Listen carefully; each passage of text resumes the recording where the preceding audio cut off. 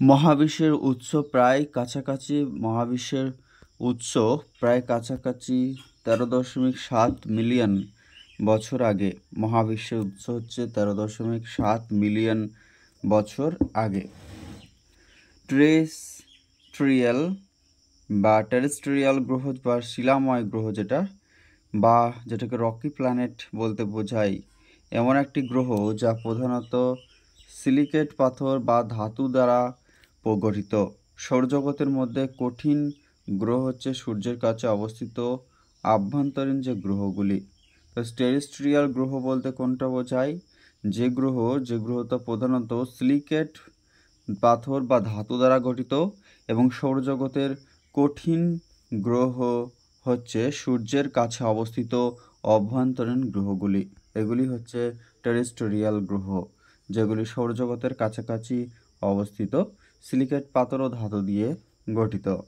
শিলাময় গ্রহ বা যেটাকে টেরেস্ট্রিয়াল প্ল্যানেট বা ইনার প্ল্যানেট বুধ, শুক্র, পৃথিবী, মঙ্গল এই ক্রমে সাজালে, অর্থাৎ আমাদের সূর্যের সবচেয়ে কাছে রয়েছে বুধ, তারপর শুক্র, তারপর হচ্ছে আমরা পৃথিবী, তারপর মঙ্গল। বুধ, শুক্র, পৃথিবী, মঙ্গল এগুলি হচ্ছে কঠিন বা শিলাময় গ্রহ, টেরেস্ট্রিয়াল প্ল্যানেট।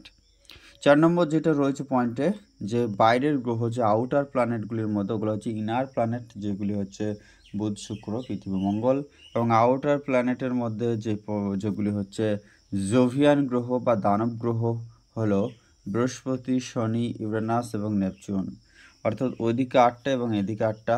এই 8টি গ্রহের মধ্যে 4টি হচ্ছে ইনার প্ল্যানেট এবং 4টি হচ্ছে আমাদের আউটার প্ল্যানেট।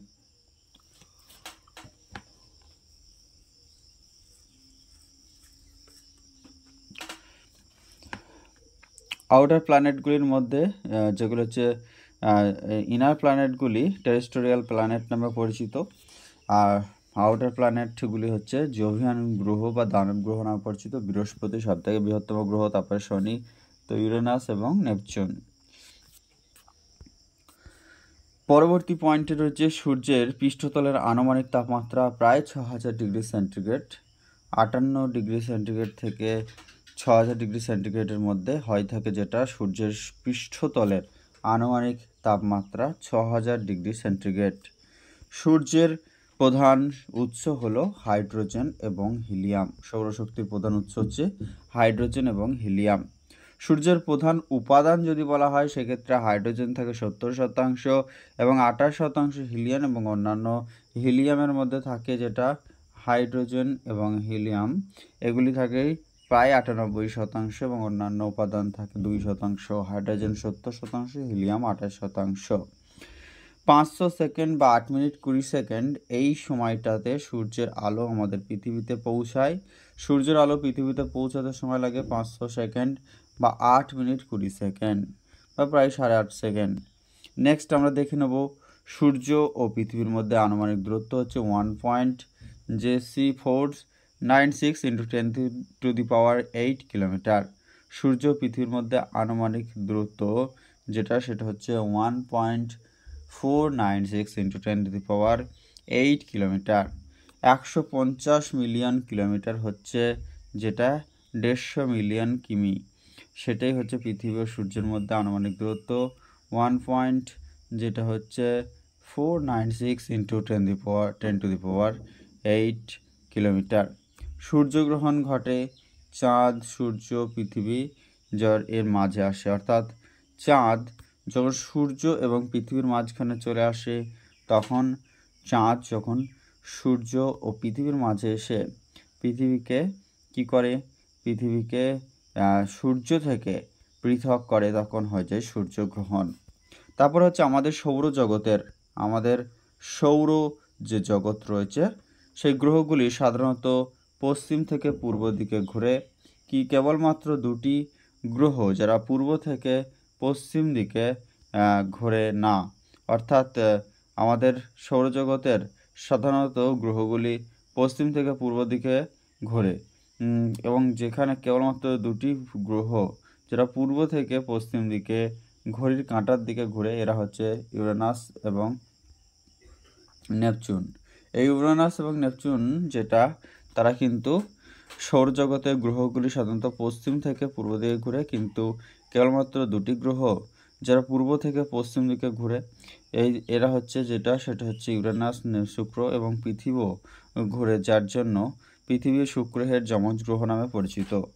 সূর্য থেকে আলো প্রায় আমাদের পৃথিবী পৃষ্ঠে বা পৃথিবীতে পৌঁছাতে 8 মিনিট 20 সেকেন্ড সময় লাগে, বা প্রায় 500 সেকেন্ড।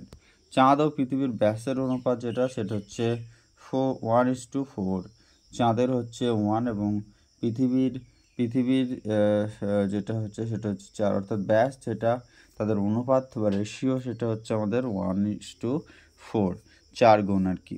সৌরজগতের ক্ষুদ্রতম গ্রহ হচ্ছে বুধ এবং সূর্যের সবচেয়ে কাছের গ্রহ হচ্ছে বুধ। সূর্যের সবচেয়ে কাছের গ্রহ বুধ।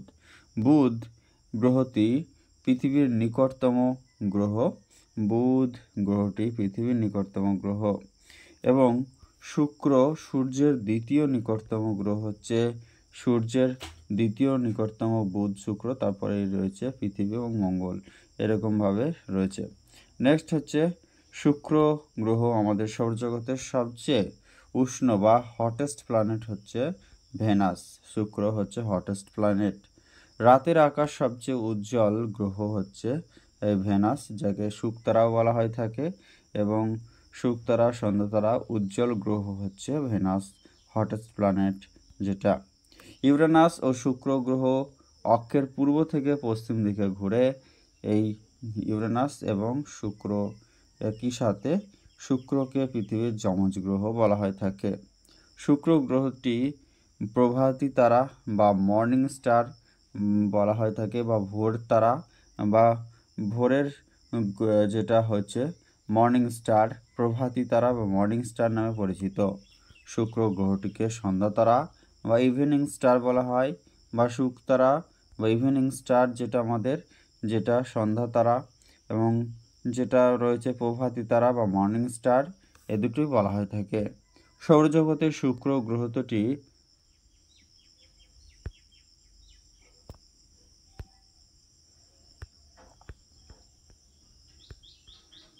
সৌরজগতের শুক্র গ্রহটি একটি সৌরজগতের শুক্র গ্রহটিকে পৃথিবীর যমজ গ্রহ, আর্থ টুইনস বলা হয়ে থাকে। পৃথিবীর যমজ গ্রহ হচ্ছে শুক্র। সূর্য পৃথিবীর সবচেয়ে কাছের সূর্য পৃথিবীর সবচেয়ে কাছের তারা সেক্ষেত্রে যেটা হয়েছে আমাদের এখানে ভুল রয়েছে ইনফরমেশনটা। সূর্য পৃথিবীর সবচেয়ে কাছের তারা নয়, এটা ভুল রয়েছে। সূর্য পৃথিবীর সবচেয়ে কাছের তারা, সূর্য পৃথিবীর সবচেয়ে কাছের তারা নয়, ইনফরমেশনটা ভুল রয়েছে। বুধ হচ্ছে সূর্যের কাছাকাছি এবং পৃথিবীর নিকটবর্তীও হচ্ছে বুধ, সেটা হচ্ছে 1 নম্বর। এবং সূর্য না, এটা হচ্ছে বুধ হবে। নেক্সট আমরা দেখে নেব পরবর্তী ক্ষেত্রে যেটা রয়েছে, পৃথিবীর অক্ষটি ক্রান্তীয় বৃত্ততলের দিকে 66.5 ডিগ্রি কোণে হেলে থাকে। পৃথিবীর যে অক্ষ ক্রান্তি তল সেটা কিন্তু 66.5 ডিগ্রি কোণে হেলে থাকে। নীল গ্রহ বা ব্লু প্ল্যানেট বলা হয়ে থাকে পৃথিবীকে, যেটা হচ্ছে চাঁদ তার অক্ষের উপর একটি ঘূর্ণন সম্পন্ন করতে 27.322 দিন সময় নেয়। চাঁদ তার অক্ষের একবার পরিক্রমণ করতে বা ঘুরতে 27 × 1/3 অর্থাৎ 27.322 দিন সমান থাকে। মঙ্গল গ্রহের দুটি উপগ্রহ হচ্ছে ফোবাস এবং ডেইমাস। তারপর আমরা দেখে নেব ডেইমাস সৌরজগতের ক্ষুদ্রতম উপগ্রহ হচ্ছে ডেইমাস। এরা হচ্ছে মঙ্গল গ্রহের উপগ্রহ ফোবাস এবং ডেইমাস। মঙ্গল গ্রহকে লাল গ্রহ বা রেড প্ল্যানেট বলা হয়। সৌরজগতের বৃহত্তম গ্রহ হচ্ছে বৃহস্পতি। সৌরজগতের সবথেকে বড় গ্রহ হচ্ছে বৃহস্পতি। গ্যালিলিও 1910 সালের জানুয়ারিতে বৃহস্পতির চারদিকে ঘুরে 4টি চাঁদ আবিষ্কার করেছিলেন। এই চাঁদগুলি হলো আউ, ইউরোপা, গ্যানিমিড এবং ক্যালিস্টো। এগুলি হচ্ছে আউ, ইউরোপা, গ্যানিমেড এবং যেটা হচ্ছে ক্যালিস্টো, যেটা 1910 সালে বৃহস্পতির সবথেকে বৃহত্তম উপগ্রহ হচ্ছে গ্যানিমিড। তারপর আমরা দেখে নেব বৃহস্পতি তথা আমাদের সৌরজগতের সবচেয়ে বড় উপগ্রহ হলো গ্যানিমিড। নেক্সট আমরা দেখে নেব শনি গ্রহ, সূর্য থেকে ষষ্ঠ গ্রহ এবং আমাদের সৌরজগতের বৃহস্পতির পরে দ্বিতীয় বৃহত্তম গ্রহ এবং সূর্যের থেকে যেটা ডিস্টেন্স অনুযায়ী সেটা হচ্ছে ষষ্ঠ বা 6তম গ্রহ এবং আয়তনের দিক থেকে দ্বিতীয় বৃহত্তম গ্রহ বৃহস্পতির পরে। শনির সবথেকে বৃহত্তম উপগ্রহ বা বড় চাঁদ হচ্ছে টাইটান। বর্তমানে আমাদের সৌরজগতে বা সোলার সিস্টেমের শীতলতম গ্রহ যদি বলা হয় সেক্ষেত্রে নেপচুন এবং হটেস্ট প্ল্যানেট হচ্ছে ভেনাস বা শুক্র। প্লুটোকে বামন গ্রহ, প্লুটোকে বলা হয়ে থাকে ড্রফ প্ল্যানেট। প্লুটো হচ্ছে এখন বর্তমানে বামন গ্রহ। বামন গ্রহ যেটা সেরেস যেটা রয়েছে, প্লুটো রয়েছে, হাউমেয়া রয়েছে, ম্যাকেমা রয়েছে, এরিস রয়েছে, গংগং রয়েছে এবং কোয়াওয়ার, এরা সবই বামন গ্রহ। সেরেস, প্লুটো, যারা সেরেস, প্লুটো, হাউমেয়া, ম্যাকেমা, মাকেমা কে, অ্যারিস, গংগং, কোয়াওয়ার। হ্যালির ধূমকেতু প্রতি 76 বছর অন্তর আবির্ভূত হয়ে থাকে। তারপরে হচ্ছে হ্যালির ধূমকেতু, পরবর্তী হ্যালির ধূমকেতু হবে 61 বছর, 2061 সাল নাগাদ এই হ্যালির ধূমকেতু আয়োজিত হবে। অর্থাৎ লাস্ট হ্যালির ধূমকেতু অনুষ্ঠিত হয়েছিল বা এটা দেখা গিয়েছিল আকাশে ধূমকেতু যেটা, সেটা হচ্ছে 1985 সালে। নেক্সট যেটা আমরা দেখে নেব 1985 সালে হয়েছে, এরপরে 2061 সালে। বৃহস্পতি গ্রহের ঘূর্ণনের সময়কাল ঠিক হয়ে থাকে, বৃহস্পতির গ্রহের সবথেকে বৃহত্তম গ্রহ বৃহস্পতির ঘূর্ণনের সময় হচ্ছে 12 বছর। নেক্সট উত্তর এবং দক্ষিণ মেরুতে কোন স্থানীয় সময় কিন্তু নেই। উত্তর এবং দক্ষিণ মেরু, নর্থ পোল অ্যান্ড সাউথ পোলে কোনো স্ট্যান্ডার্ড টাইম বা লোক যে স্ট্যান্ডার্ড টাইম হিসাবে ধরা হয় না। টাইটান হলো শনির বৃহত্তম উপগ্রহ। সূর্যাস্তের চারপাশে গোধূলি সূর্যাস্ত থেকে সূর্যোদয় পর্যন্ত অক্ষাংশে স্থায়ী হয়। সূর্যাস্তের চারপাশে গোধূলি সূর্যাস্ত থেকে সূর্যোদয় পর্যন্ত উচ্চ অক্ষাংশে স্থায়ী হয়। 45 নম্বর যেটা রয়েছে, একটি স্থানের অক্ষাংশের সাথে তার কৌণিক দূরত্ব প্রকাশ করা হয় বিষুব রেখা দ্বারা। কোন একটা স্থানের অক্ষাংশের সাথে তার কৌণিক দূরত্ব প্রকাশ করা হয় বিষুব রেখা থেকে। উত্তর গ্রহদের জন্য যে জোড়াটি সঠিক সেটা হচ্ছে মকর সংক্রান্তি বা শীতকালীন যে সৌরস্থিতি, সেটা দেখা যায় উইন্টার সলস্টিস, সেটা হচ্ছে 22শে ডিসেম্বর। এবং জলবিষুব যেটা হচ্ছে আমাদের হয়ে থাকে অ্যাটামনাল ইকুইনক্স। জলবিষুব হচ্ছে 23শে সেপ্টেম্বর। উত্তরায়ণ বা সামার সলস্টিস হয়ে থাকে 21শে জুন এবং যেটা উইন্টার সলস্টিস সেটা হচ্ছে 22শে ডিসেম্বর। মহাবিষুব ভার্নাল ইকুইনক্স হচ্ছে 21শে মার্চ। তাহলে জলবিষুব 23শে সেপ্টেম্বর, মহাবিষুব হচ্ছে আমাদের 21শে মার্চ এবং হচ্ছে 23শে সেপ্টেম্বর হচ্ছে 23শে সেপ্টেম্বর। জলবিষুব মহাবিষুব হচ্ছে 21শে মার্চ। উত্তরায়ণ হচ্ছে 21শে জুন এবং মকর সংক্রান্তি বা উইন্টার সলস্টিস বা শীতকালীন সৌরস্থিতি দেখা যায় 22শে ডিসেম্বরকে। তারপরে হচ্ছে যেটা রয়েছে সেটা হচ্ছে 21শে মার্চ দিনটি সূর্য নিরক্ষরেখার উপর লম্বভাবে কিরণ দেয়। 21শে মার্চ উত্তরায়ণ, যেটা এই 21শে মার্চ হচ্ছে যেটা মহাবিষুব।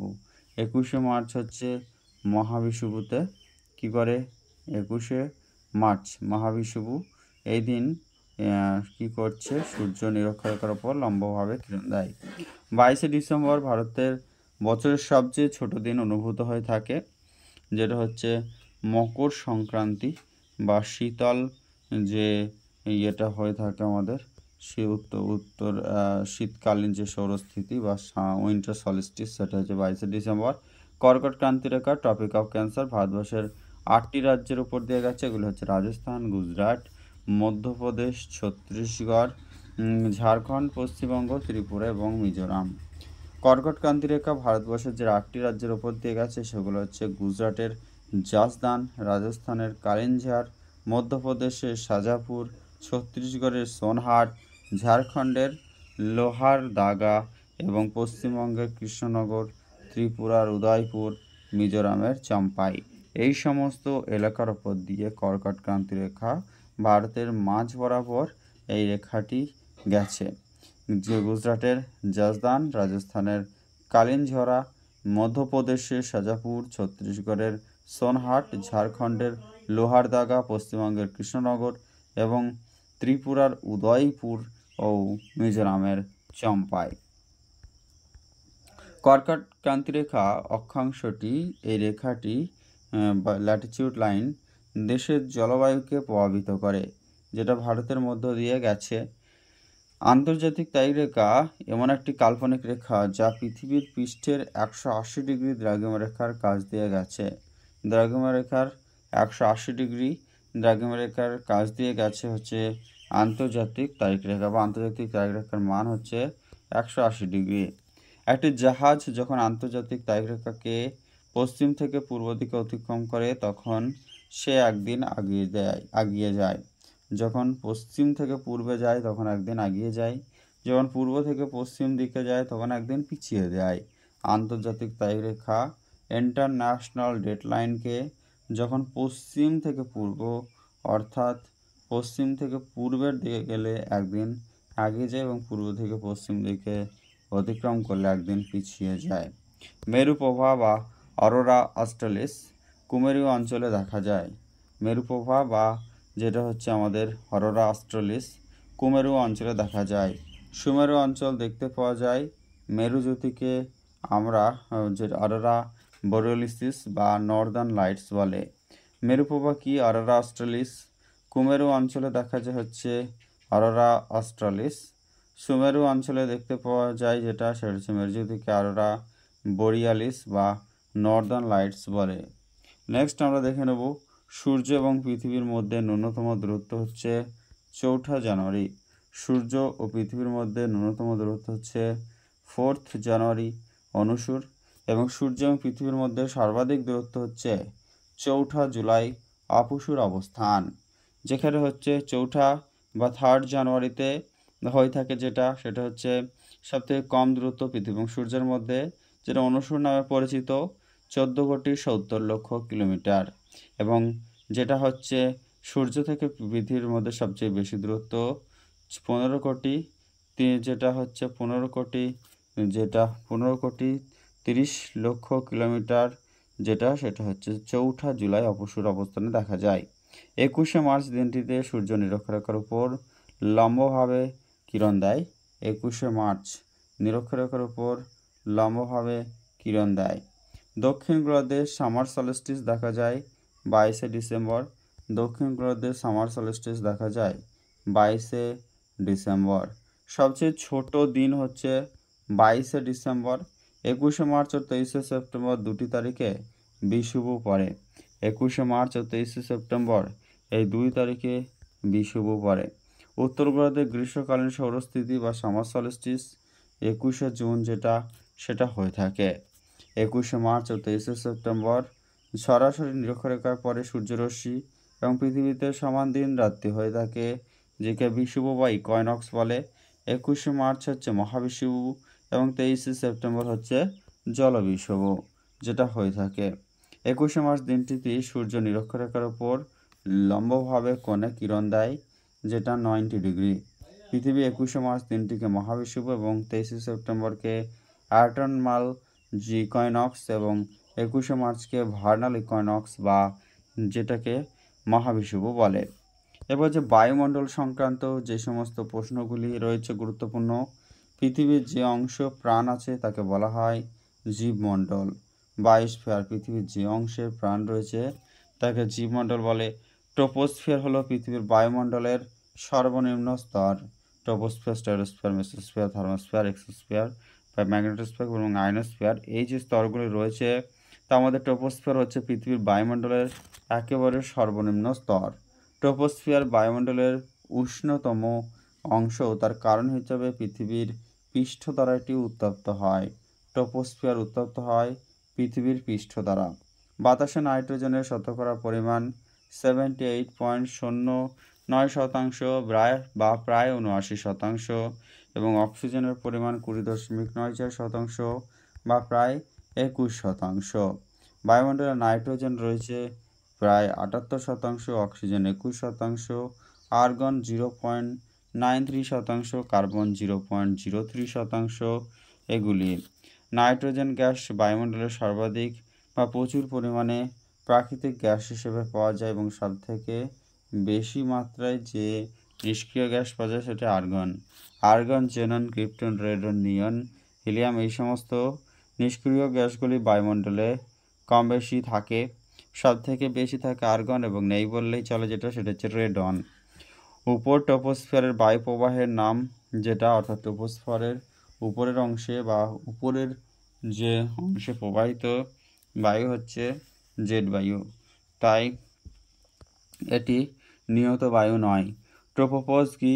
ট্রপোস্ফিয়ার এবং স্ট্র্যাটোস্ফিয়ারের মধ্যবর্তী অঞ্চল, অর্থাৎ ট্রপোপজ হচ্ছে ট্রপোস্ফিয়ারের একেবারে উপরের অংশ এবং স্ট্র্যাটোস্ফিয়ারের নিচের অংশে গঠিত স্তর হচ্ছে ট্রপোপজ অঞ্চল। স্ট্র্যাটোস্ফিয়ার বা শান্ত মণ্ডল যেটাতে রয়েছে ওজোন, স্ট্র্যাটোস্ফিয়ারকে বলা হয়ে থাকে শান্ত মণ্ডল। এখানেই ওজোন গ্যাসের একটি স্তর রয়েছে। বায়ুমণ্ডলের স্ট্র্যাটোস্ফিয়ার স্তরে ওজোন স্তর স্ট্র্যাটোস্ফিয়ার স্তরে ওজোন বা যে O3, অক্সিজেনের 3টে বন্ড, এই স্তরটি পাওয়া যায়। বায়ুমণ্ডল স্ট্র্যাটোস্ফিয়ার স্তরে এই যে আল্ট্রাভায়োলেট রে বা আল্ট্রাভায়োলেশন বিকিরণ ঢাল হিসাবে কাজ করে থাকে স্ট্র্যাটোস্ফিয়ারে। বায়ুমণ্ডলের আয়নোস্ফিয়ারে এই স্তর থেকে রেডিও যোগাযোগ সম্ভব হয়ে থাকে। বায়ুমণ্ডল না থাকলে পৃথিবী হতো খুবই ঠান্ডা। যদি বায়ুমণ্ডল না থাকতো পৃথিবী তাহলে খুব ঠান্ডা হতো। বায়ুমণ্ডলের এক্সোস্ফিয়ার স্তরে স্যাটেলাইটগুলি পৃথিবীকে প্রদক্ষিণ করে। বায়ুমণ্ডলের এক্সোস্ফিয়ারে স্যাটেলাইটগুলি পৃথিবীকে প্রদক্ষিণ করে। এক্সোস্ফিয়ার হচ্ছে বায়ুমণ্ডলের সর্বোচ্চ স্তর আর সবচেয়ে বাইরের স্তর হচ্ছে এক্সোস্ফিয়ার। তারপর হচ্ছে প্রিবায়োটিক। আদিম পৃথিবীর বায়ুমণ্ডলের একটি বৈশিষ্ট্য হলো অক্সিজেনের অনুপস্থিতি। গড়ে বায়ুতে জলীয় বাষ্পের পরিমাণ হচ্ছে 3%, সেটা হয়ে থাকে বায়ুতে জলীয় বাষ্পের পরিমাণ হচ্ছে 3%। এবং প্রিবায়োটিক আদিম পৃথিবীর বায়ুমণ্ডলের একটি বৈশিষ্ট্য হচ্ছে অক্সিজেন অনুপস্থিতি। এক্সোস্ফিয়ার হচ্ছে বায়ুমণ্ডলের সর্বোচ্চ স্তর বা সবচেয়ে বাইরের স্তর হচ্ছে এক্সোস্ফিয়ার। এরপর হচ্ছে বিভিন্ন সীমানা রয়েছে আয়তনের দিক থেকে। ভারত বিশ্বের 7ম বৃহত্তম দেশ এবং বর্তমানে জনসংখ্যার নিরিখে ভারত হচ্ছে দ্বিতীয় থেকে প্রথম বৃহত্তম দেশে পরিণত হয়েছে চীনের পরেই। এবং আয়তনের দিক থেকে সবথেকে বৃহত্তম রয়েছে প্রথম স্থানে যেটা, সেটা হচ্ছে রাশিয়া, দ্বিতীয় স্থানে কানাডা, তৃতীয় স্থানে রয়েছে চায়না। তারপর হচ্ছে 82.5 ডিগ্রি পূর্ব দ্রাঘিমাংশ হলো সেই মধ্যরেখা যার ভিত্তিতে ভারতীয় প্রমাণ সময় নির্ধারিত হয়ে থাকে। 82.5 ডিগ্রি পূর্ব যেটা দ্রাঘিমা রয়েছে সেটা দিয়ে ভারতবর্ষের স্থানীয় সময় বা যেটা রয়েছে স্ট্যান্ডার্ড, যেটা হচ্ছে এলাহাবাদের মির্জাপুর, এখানকার সময় অনুযায়ী ভারতবর্ষের স্থানীয় সময় ধরা হয়। ভারতীয় যে সময় সময় বা ইন্ডিয়ান স্ট্যান্ডার্ড টাইম 82.5 ডিগ্রি দ্রাঘিমাংশের মধ্যরেখার উপর দিয়ে নির্ধারিত হয়। মূল মধ্যরেখা হিসেবে পূর্ব দিকে এলাহাবাদের কাছাকাছি যায়। ভারতবর্ষের 82.5 ডিগ্রি পূর্ব দ্রাঘিমাংশকে স্ট্যান্ডার্ড মেরিডাইন বলা হয়ে থাকে। স্ট্যান্ডার্ড মেরিডাইন বলা হয়। নেক্সট, ইন্ডিয়ান স্ট্যান্ডার্ড টাইম বা আইএসটির মান সময়ের বা গ্রিনিচ মিন টাইমের মধ্যে পার্থক্য থাকে 5 ঘন্টা 30 মিনিট। নেক্সট হচ্ছে ভারতবর্ষের প্রমাণ দ্রাঘিমারেখা 5টি রাজ্যের উপর দিয়ে গেছে। এগুলি হচ্ছে উত্তরপ্রদেশ, ছত্তিশগড় বা গ্রিনিচ, যেটা আমাদের ইন্ডিয়ান স্ট্যান্ডার্ড টাইম যে রাজ্যের ওপর দিয়ে এই রেখাটি গেছে সেটা হচ্ছে উত্তরপ্রদেশ, ছত্তিশগড়, মধ্যপ্রদেশ, উড়িষ্যা এবং অন্ধ্রপ্রদেশ। এলাহাবাদ থেকে শুরু করে তার নিচে রয়েছে ছত্তিশগড়, তারপরে হচ্ছে এলাহাবাদের উত্তরপ্রদেশ থেকে ধরে 82.5 ডিগ্রি ধরে যেটা রয়েছে ছত্তিশগড়, মধ্যপ্রদেশ, উত্তরপ্রদেশ, মধ্যপ্রদেশ এবং ছত্তিশগড়, উড়িষ্যা এবং অন্ধ্রপ্রদেশ, এই 5টি রাজ্যের ওপর দিয়ে গেছে ভারতবর্ষের প্রমাণ দ্রাঘিমারেখা বা 82.5 পূর্ব দ্রাঘিমারেখা। 1 ডিগ্রি ব্যবধানে দ্রাঘিমাংশের অর্থাৎ ল্যাঙ্গিটিউড যে লাইন রয়েছে, 1 ডিগ্রির ব্যবধানের জন্য 4 মিনিটের পার্থক্য পরিলক্ষিত হয়ে থাকে। প্রতি 1 ডিগ্রি পরিবর্তন হলে 4 মিনিটের পার্থক্য হয়ে থাকে। বিশ্বের মোট ভূমির মধ্যে ভারতের অংশ প্রায় 2.45%, অর্থাৎ 2.4% হচ্ছে পৃথিবীর মোট। যদি 100% জমি হয় ভূমির, তার মধ্যে পৃথিবীর অংশ মাত্র 2.4। আয়তনের দিক থেকে বিশ্বের দেশগুলির মধ্যে ভারতের স্থান হচ্ছে 7ম। দ্রাঘিমাংশের দিক থেকে ভারতের পূর্বতম রাজ্য অরুণাচল প্রদেশ এবং পশ্চিমতম রাজ্য হচ্ছে একেবারে গুজরাট। অরুণাচল প্রদেশের যেটা আমাদের কিবিথু একেবারে পূর্বতম প্রান্ত ধরা হয়ে থাকে। কলকাতা এবং লন্ডনের মধ্যে সময়ের পার্থক্য বা Greenwich mean time, Indian standard time and Greenwich mean টাইমের মধ্যে সময়ের পার্থক্য হচ্ছে যেটা 5.5 ঘন্টা কলকাতা, যেটা আমাদের 5.5 ঘন্টা এগিয়ে থাকে, যেটা হচ্ছে কোথায়, লন্ডন থেকে। তারপরে কি বলছে 95 ভারতীয় যে মান সময় গণনা অর্থাৎ ইন্ডিয়ান স্ট্যান্ডার্ড টাইম 82.5 যে ইস্ট এলাহাবাদের মধ্যে দিয়ে গেছে দ্রাঘিমাংশের মধ্যে দিয়ে যাওয়ার রেখা বরাবর। এটা মনে রাখতে হবে। ভারতবর্ষের উপদ্বীপ দক্ষিণ পশ্চিম, দক্ষিণ এবং দক্ষিণ পূর্ব, দক্ষিণ পশ্চিম, দক্ষিণ এবং দক্ষিণ পূর্ব, এই 3টে দিক কিন্তু রয়েছে ভারতবর্ষের উপদ্বীপ বা পেনিনসুলা। কর্কট ক্রান্তি রেখা অতিক্রম করে যে রাজ্যগুলির মধ্য দিয়ে, সেটা হচ্ছে মধ্যপ্রদেশ। এছাড়া 8টি রাজ্যের উপর দিয়ে গেছে, এগুলি হচ্ছে রাজস্থান, গুজরাট, মধ্যপ্রদেশ, ছত্তিশগড়, ঝাড়খণ্ড, পশ্চিমবঙ্গ, মিজোরাম, ত্রিপুরা। ভারতবর্ষের পূর্বতম এবং পশ্চিমতম পয়েন্টের স্থানীয় সময়ের পার্থক্য 1 ঘন্টা 57 মিনিট মতো, যেটা প্রায় 2 ঘন্টা। 1 ঘন্টা 57 মিনিট বা প্রায় 2 ঘন্টা হচ্ছে ভারতের পূর্বতম, অর্থাৎ যেটা হচ্ছে অরুণাচল প্রদেশের কিবিথু এবং পশ্চিমতম হচ্ছে গুজরাটের গুহার মচ্চর। এর মধ্যে সময়ের পার্থক্য হয়ে থাকে প্রায় 2 ঘন্টা। ভারতের সাথে সীমান্ত রয়েছে যে রাজ্যগুলি, সেটা হচ্ছে মায়ানমার, আফগানিস্তান, বাংলাদেশ।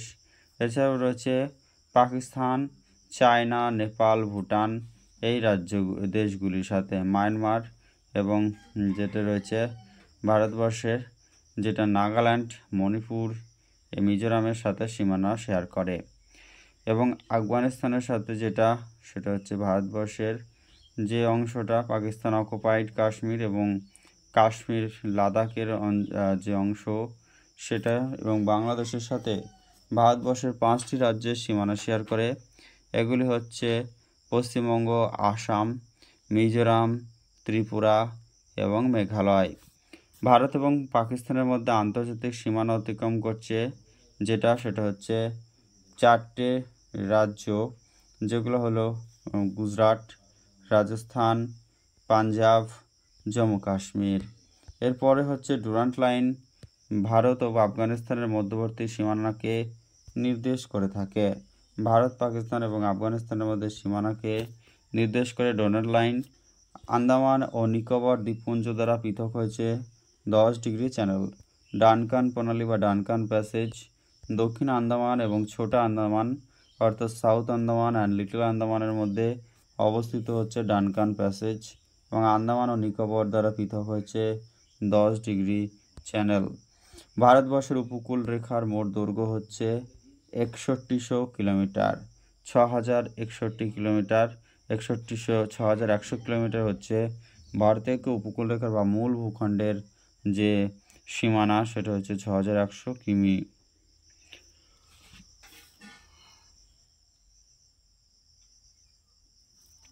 ভারতের দক্ষিণতম বিন্দু হচ্ছে ইন্দ্রা পয়েন্ট, যেটা হচ্ছে পিগমেলিয়ান পয়েন্ট নামে পরিচিত, এবং উত্তরতম পয়েন্ট হচ্ছে ইন্দ্রা কল। অ্যাডাম সেতু ভারত এবং শ্রীলঙ্কার মধ্যে লিঙ্ক গঠন করে অ্যাডাম সেতু। পৃথিবীর মানচিত্র কিছু রেখা সমান ডিপ অ্যাঙ্গেলের জায়গায় যোগ করে আঁকা হয়। এই লাইনগুলি আইসোক্লিনিক লাইন নামে পরিচিত। পৃথিবীর মানচিত্রে কিছু সমান ডিপ অ্যাঙ্গেল এর জায়গায় যোগ করে আঁকা হয়। এই লাইনগুলিকে বলা হয়ে থাকে আইসোক্লিনিক লাইন। পৃথিবীর একটি এলাকা শহর হিসাবে বর্ণনা করা হবে যদি এটি থাকে উচ্চ জনসংখ্যা শহর, অকৃষি সাধনার লোকদের উচ্চ অনুপাত রয়েছে, তখনই শহর হিসেবে গণ্য করা হয় যখন জনসংখ্যা মোটামুটি বেশি থাকে এবং অকৃষি সাধনার লোকদের উচ্চ অনুপাত বেশি থাকে। তামিলনাড়ু রাজ্যের উপকূলরেখা করমণ্ডল উপকূল নামে পরিচিত এবং যেটা আমাদের উড়িষ্যাতে রিয়া উপকূল বা উত্তর সাগর উপকূল রয়েছে, পশ্চিমবঙ্গে বঙ্গোপসাগর উপকূল রয়েছে এবং গোয়া এবং মহারাষ্ট্রে কঙ্কন উপকূল, গুজরাটে হচ্ছে কাথিয়াওয়াড় উপকূল, কেরালাতে রয়েছে মালাবার উপকূল। রোহিলখণ্ড উত্তরপ্রদেশ অঞ্চল সেটা উত্তরপ্রদেশের উত্তর অংশ নিয়ে গঠিত এবং আমাদের মধ্যপ্রদেশের যেটা রয়েছে বিহার এবং ছত্তিশগড়ের অংশ নিয়ে রয়েছে বুন্দেলখণ্ড এবং রোহিলখণ্ড হচ্ছে উত্তরপ্রদেশ এবং উত্তর ভারতের অংশ নিয়ে। ভারতের উত্তরপ্রদেশ রাজ্যটি সবচেয়ে বেশি রাজ্যের সাথে সীমানা ভাগ করে, প্রায় 9টি রাজ্যের সাথে যারা সীমানা ভাগ করছে। এগুলো হচ্ছে দিল্লি, তারপরে রয়েছে কেন্দ্রশাসিত প্রদেশ হিসেবে দিল্লি, উত্তরাখণ্ড, এদিকে রয়েছে বিহার, তারপরে হচ্ছে ছত্তিশগড়, পাঞ্জাব, রাজস্থান, এইগুলি সমস্ত রাজ্য, হরিয়ানা, এই সমস্ত রাজ্যগুলির সাথে উত্তরপ্রদেশের সীমানা শেয়ার করে। উত্তর পূর্ব সেক্টর ভারত এবং চীনের মধ্যে সীমানা চিহ্নিতকারী রেখাকে বলা হয়ে থাকে সেটা হচ্ছে ম্যাকমোহন লাইন।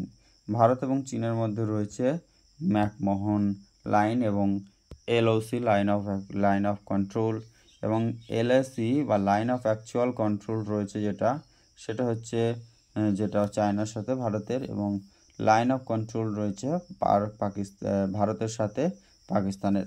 ম্যাকমোহন লাইনের মধ্যে সীমানা ভারত এবং চায়নার মধ্যে রয়েছে। ডানকান প্যাসেজ ক্ষুদ্র আন্দামান এবং বৃহৎ আন্দামানের মধ্যে রয়েছে। লোকটাক হ্রদ হচ্ছে ভারতবর্ষের একমাত্র ভাসমান যে রয়েছে, এখানে ন্যাশনাল পার্ক রয়েছে। লোকটাক মণিপুর রাজ্যে অবস্থিত। ভারতের টোপোগ্রাফিক মানচিত্র প্রস্তুত করে সার্ভে অফ ইন্ডিয়া, যার হেডকোয়ার্টার রয়েছে দেরাদুন।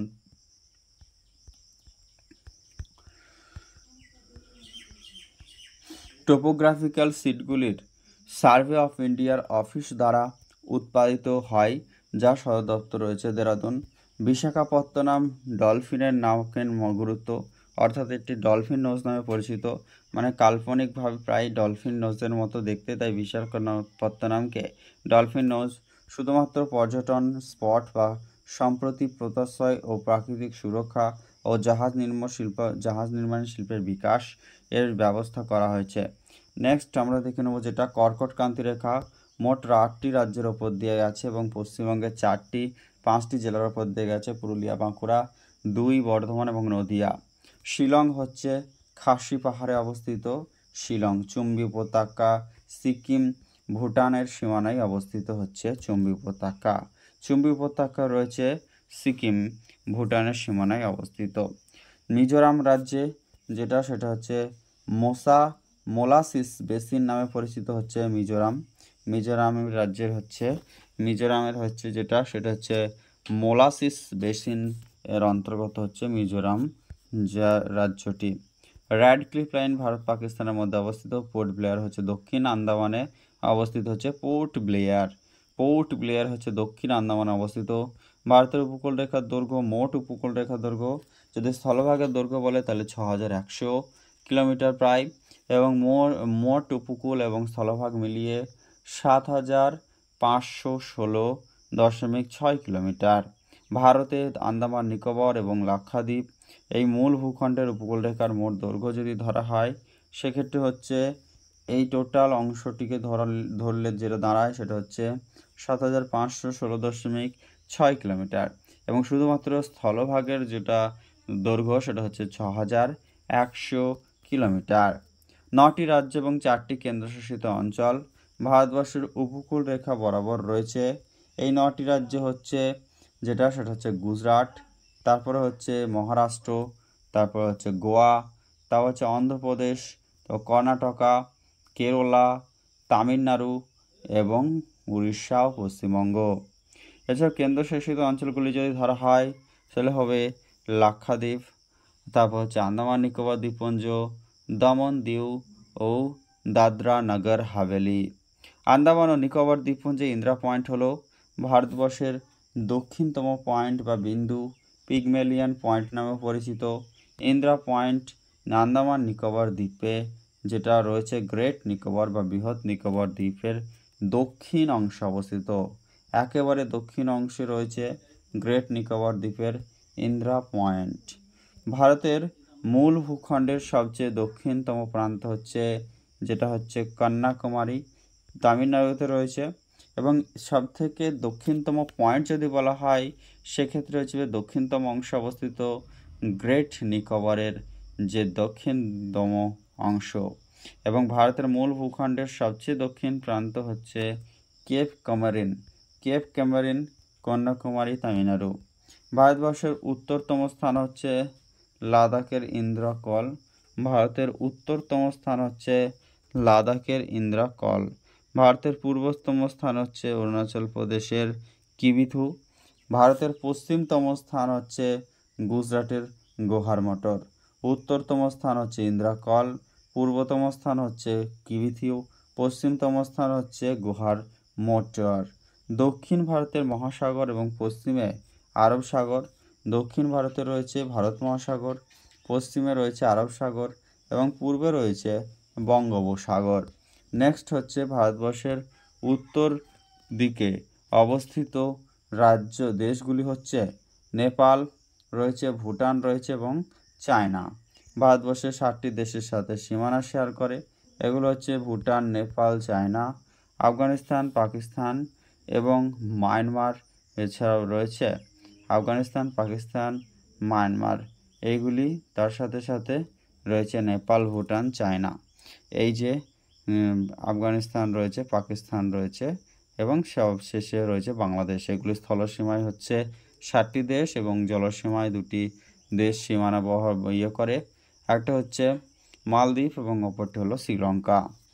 উত্তর পশ্চিমে ভারতের রয়েছে পাকিস্তানের উত্তর পশ্চিম অংশে বা পশ্চিম উত্তর অংশে আফগানিস্তান রয়েছে এবং উত্তরে রয়েছে চায়না, নেপাল, ভুটান, পূর্বে রয়েছে মায়ানমার এবং বাংলাদেশ। নেক্সট হচ্ছে ভারতবর্ষের 5টি রাজ্যের সাথে নেপালের সীমানা রয়েছে, এগুলো হচ্ছে উত্তরাখণ্ড, উত্তরপ্রদেশ, সিকিম, পশ্চিমবঙ্গ এবং বিহার। পর্যায়ক্রমে সাজালে একেবারে উপরে উত্তর যেটা আমাদের নেপালের সাথে রয়েছে উত্তরাখণ্ড, উত্তরপ্রদেশ, তারপরে হচ্ছে সিকিম, পশ্চিমবঙ্গ এবং বিহার।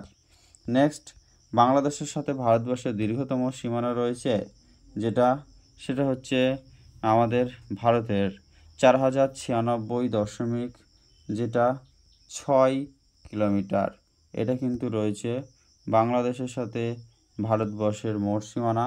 তার মধ্যে পশ্চিমবঙ্গের সাথে সবথেকে বেশি রয়েছে 2272 কিলোমিটার। ভারতের সাথে বাংলাদেশের দীর্ঘতম সীমানা রয়েছে যার মোট দৈর্ঘ্য হচ্ছে 4096.70 কিলোমিটার, যেটা হচ্ছে 2545.57 মাইল। ভারতের 5টি রাজ্যের সাথে বাংলাদেশের সীমানা রয়েছে যথা পশ্চিমবঙ্গ, মিজোরাম, মেঘালয়, ত্রিপুরা এবং আসাম। তারপরে রয়েছে পশ্চিমবঙ্গ বাংলাদেশের সাথে তার দীর্ঘতম সীমানা ভাগ করে থাকে। এরপরে রয়েছে সেটা হচ্ছে পশ্চিমবঙ্গের পুরুলিয়া জেলার সাথে মানভূম জেলার একটি অংশ রয়েছে। বাংলাদেশ ত্রিপুরাকে পশ্চিম, উত্তর, দক্ষিণ দিক থেকে ঘিরে রয়েছে। বাংলাদেশ ত্রিপুরাকে পশ্চিম, উত্তর, দক্ষিণ দিক থেকে ঘিরে রেখেছে। ভুটান ভারতের 4টি রাজ্যের সাথে সীমানা ভাগ করে, সিকিম, পশ্চিমবঙ্গ, আসাম, অরুণাচল প্রদেশ। মধ্যপ্রদেশ রাজ্যে 5টি রাজ্যের সাথে সীমানা ভাগ করে নিয়েছে, উত্তরপ্রদেশ, ছত্তিশগড়, মহারাষ্ট্র, গুজরাট, রাজস্থান। উড়িষ্যা, ঝাড়খণ্ড, বিহার, সিকিম। ভারতের 5টি রাজ্যের সাথে পশ্চিমবঙ্গের সীমানা রয়েছে। সবথেকে বেশি রয়েছে ঝাড়খণ্ডের সাথে, এবং যেটা রয়েছে উড়িষ্যা রয়েছে, ঝাড়খণ্ড রয়েছে, বিহার, সিকিম এবং আসাম, এই 5টি রাজ্যের সাথে পশ্চিমবঙ্গের সীমানা রয়েছে। এবার দেখে নেব ভূমিরূপ থেকে গুরুত্বপূর্ণ কিছু প্রশ্ন। বালুকাময় মরুভূমি তাদের বৈশিষ্ট্যযুক্ত বালির টিলার ল্যান্ডস্কেপ দিয়ে তো শব্দটি হলো আর্গ। তাহলে বালুকাময় মরুভূমিতে তাদের বৈশিষ্ট্যযুক্ত বালির টিলার ল্যান্ডস্কেপ দিয়ে তৈরি সেটা হচ্ছে আর্গ।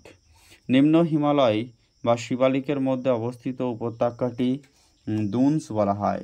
লেজার হিমালয়স অ্যান্ড শিবালিকের মধ্যে রয়েছে দুনস, যেমন হচ্ছে দেরাদুন। দুন শব্দের অর্থ হচ্ছে অনুদৈর্ঘ্য উপত্যকা।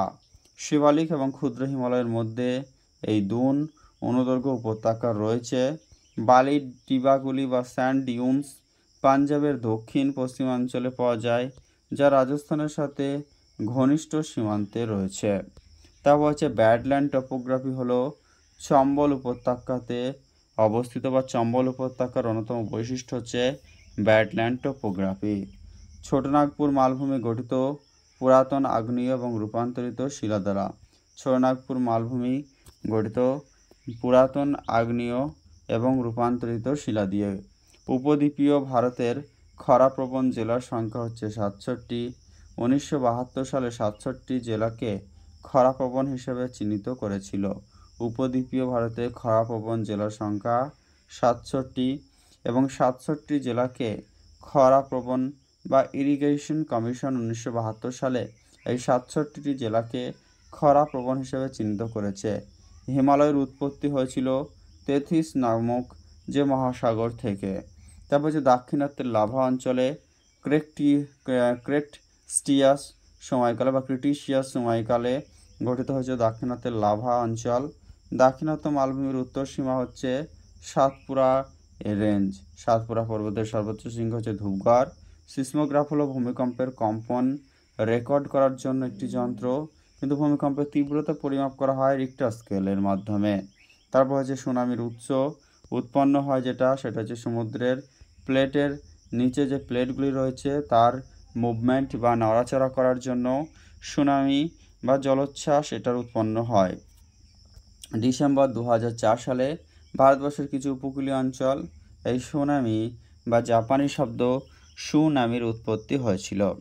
এটা মায়ানমার প্লেটের নিচে ভারতীয় প্লেটের সাবডাকশন ঘটেছিল। মায়ানমার প্লেটের নিচে ভারতীয় প্লেটের সাবডাকশনের জন্য 2004 সালে ভারতের সুনামি বা জলোচ্ছ্বাস হয়েছিল। এই সুনামি শব্দটি একটি জাপানি শব্দ, যার অর্থ হচ্ছে সামুদ্রিক জলোচ্ছ্বাস। প্লেট টেকটনিক তথ্য ব্যাখ্যা করে সেটা হচ্ছে প্লেট টেকটনিকের দ্বারা পর্বতের গঠন, সমুদ্র তল এর বিস্তার, ভূমিকম্পের উৎপত্তি ইত্যাদি প্লেট টেকটনিক থিওরির দ্বারা ব্যাখ্যা করা হয় থাকে। মাউন্টেন বিল্ডিং যেটা হচ্ছে আমাদের সমুদ্রের তল বিস্তৃতি, তারপর হচ্ছে ভূমিকম্পের উৎপত্তি ইত্যাদি রয়েছে প্লেট টেকটনিক তত্ত্বের মধ্যে, বা স্টাডি অফ প্লেট টেকটনিক হচ্ছে এগুলি।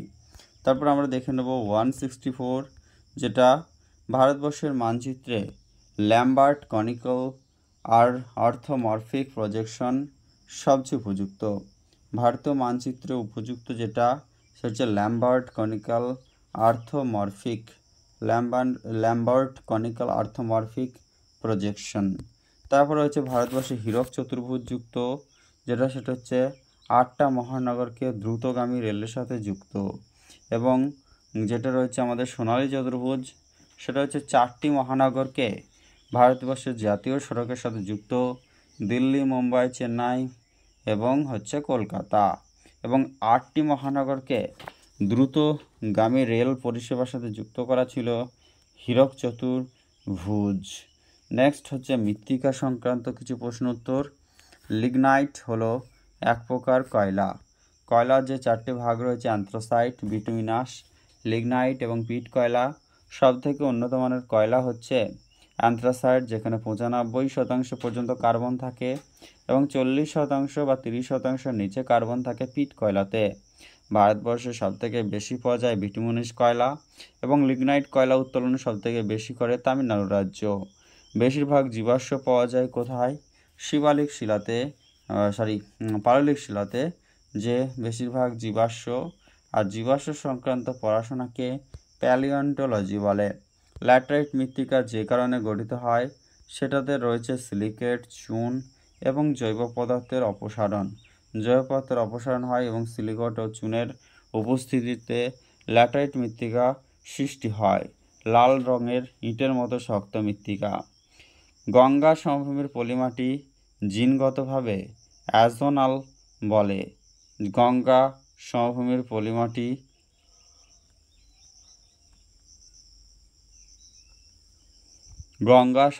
পলিমাটি জিনগতভাবে অ্যাজোনাল সোয়েল নামে পরিচিত।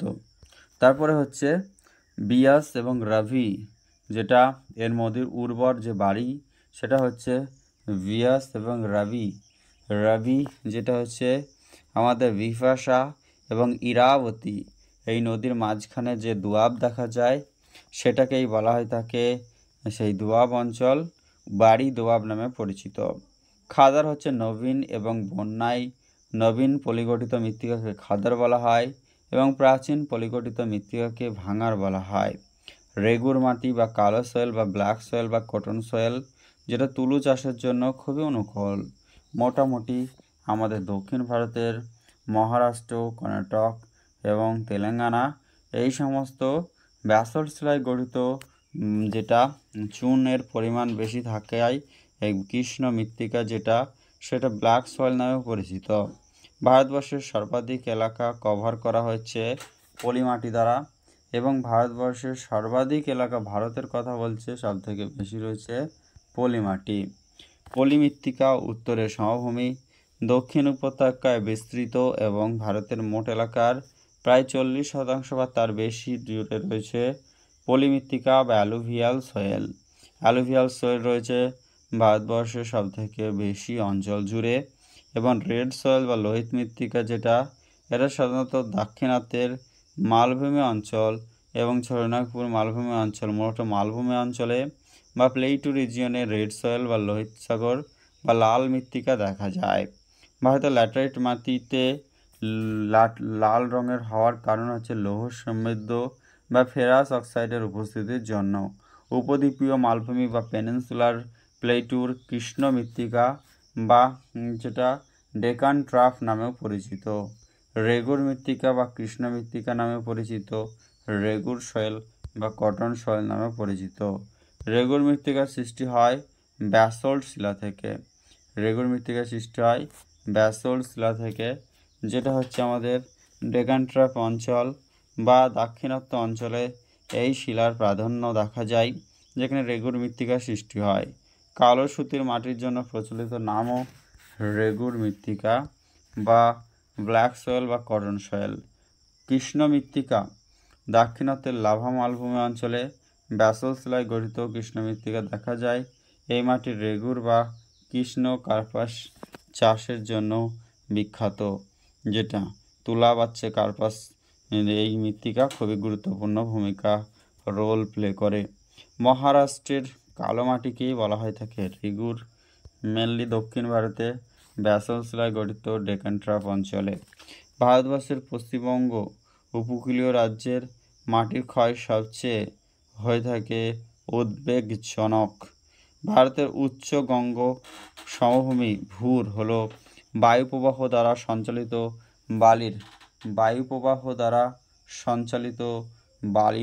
স্তর বা তরঙ্গায়িত যে ভূমি, বায়ুপ্রবাহ দ্বারা সঞ্চালিত বালির যে তর বা তরঙ্গায়িত ভূমি সেটি হচ্ছে ভারতের উচ্চ গঙ্গা সমভূমির ভূর।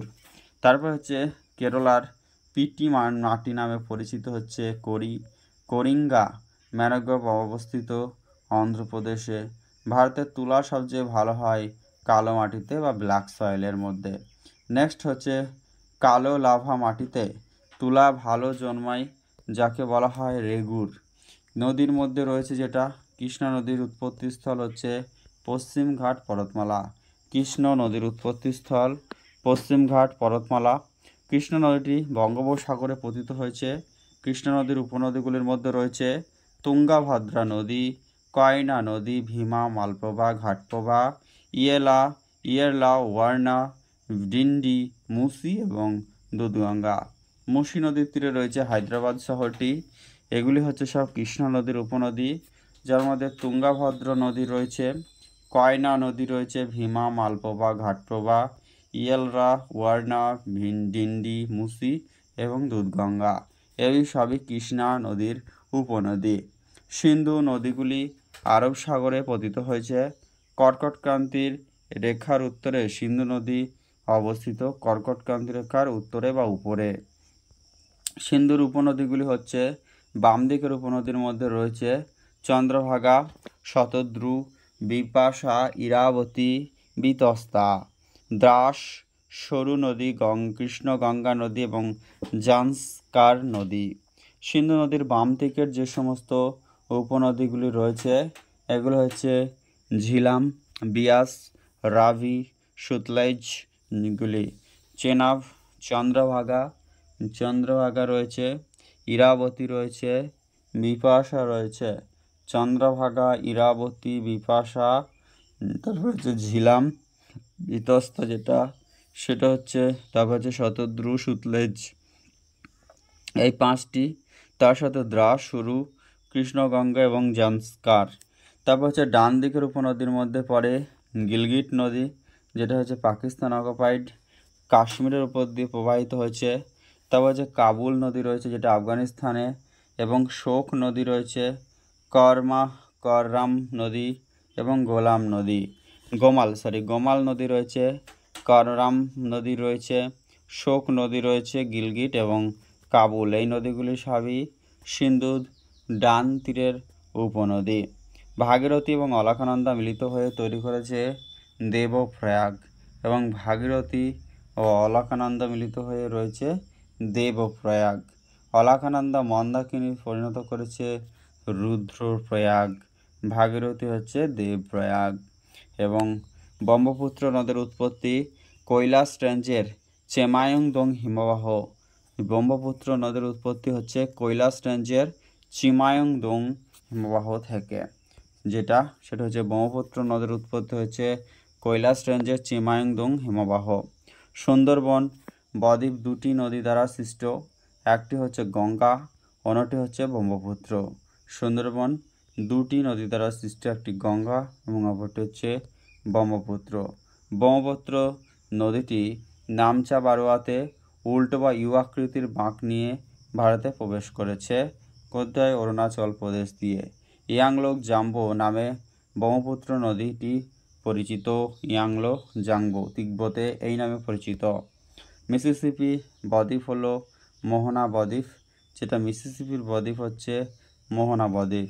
সিন্ধু নদী হচ্ছে পূর্বগামী বা অ্যান্টিসিডেন্ট নদী, যেটা হচ্ছে পূর্বগামী যে নদী সেগুলো হচ্ছে আমাদের হিমালয় পর্বত সৃষ্টির আগে তৈরি যে সমস্ত নদী সেগুলি হচ্ছে অ্যান্টিসিডেন্ট বা পূর্বগামী নদী, যেমন রয়েছে শতদ্রু, সিন্ধু, এগুলি।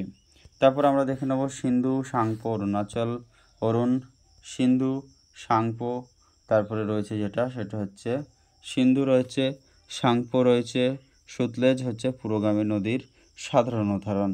সাংপো মানেই হচ্ছে যেটা আমাদের ব্রহ্মপুত্র। তারপরে কি রয়েছে? লুনি নদীর উৎস। লুনি নদীর উৎস হচ্ছে পুষ্কর হ্রদ। এই পুষ্কর হ্রদ রয়েছে কোথায়? রাজস্থানে। নেক্সট হচ্ছে সেটা হচ্ছে নর্মদা নদী, পশ্চিম বাহিনী নদী। নর্মদা নদী হচ্ছে একটি, নর্মদা, তাপ্তি, এগুলো হচ্ছে পশ্চিম বাহিনী নদী।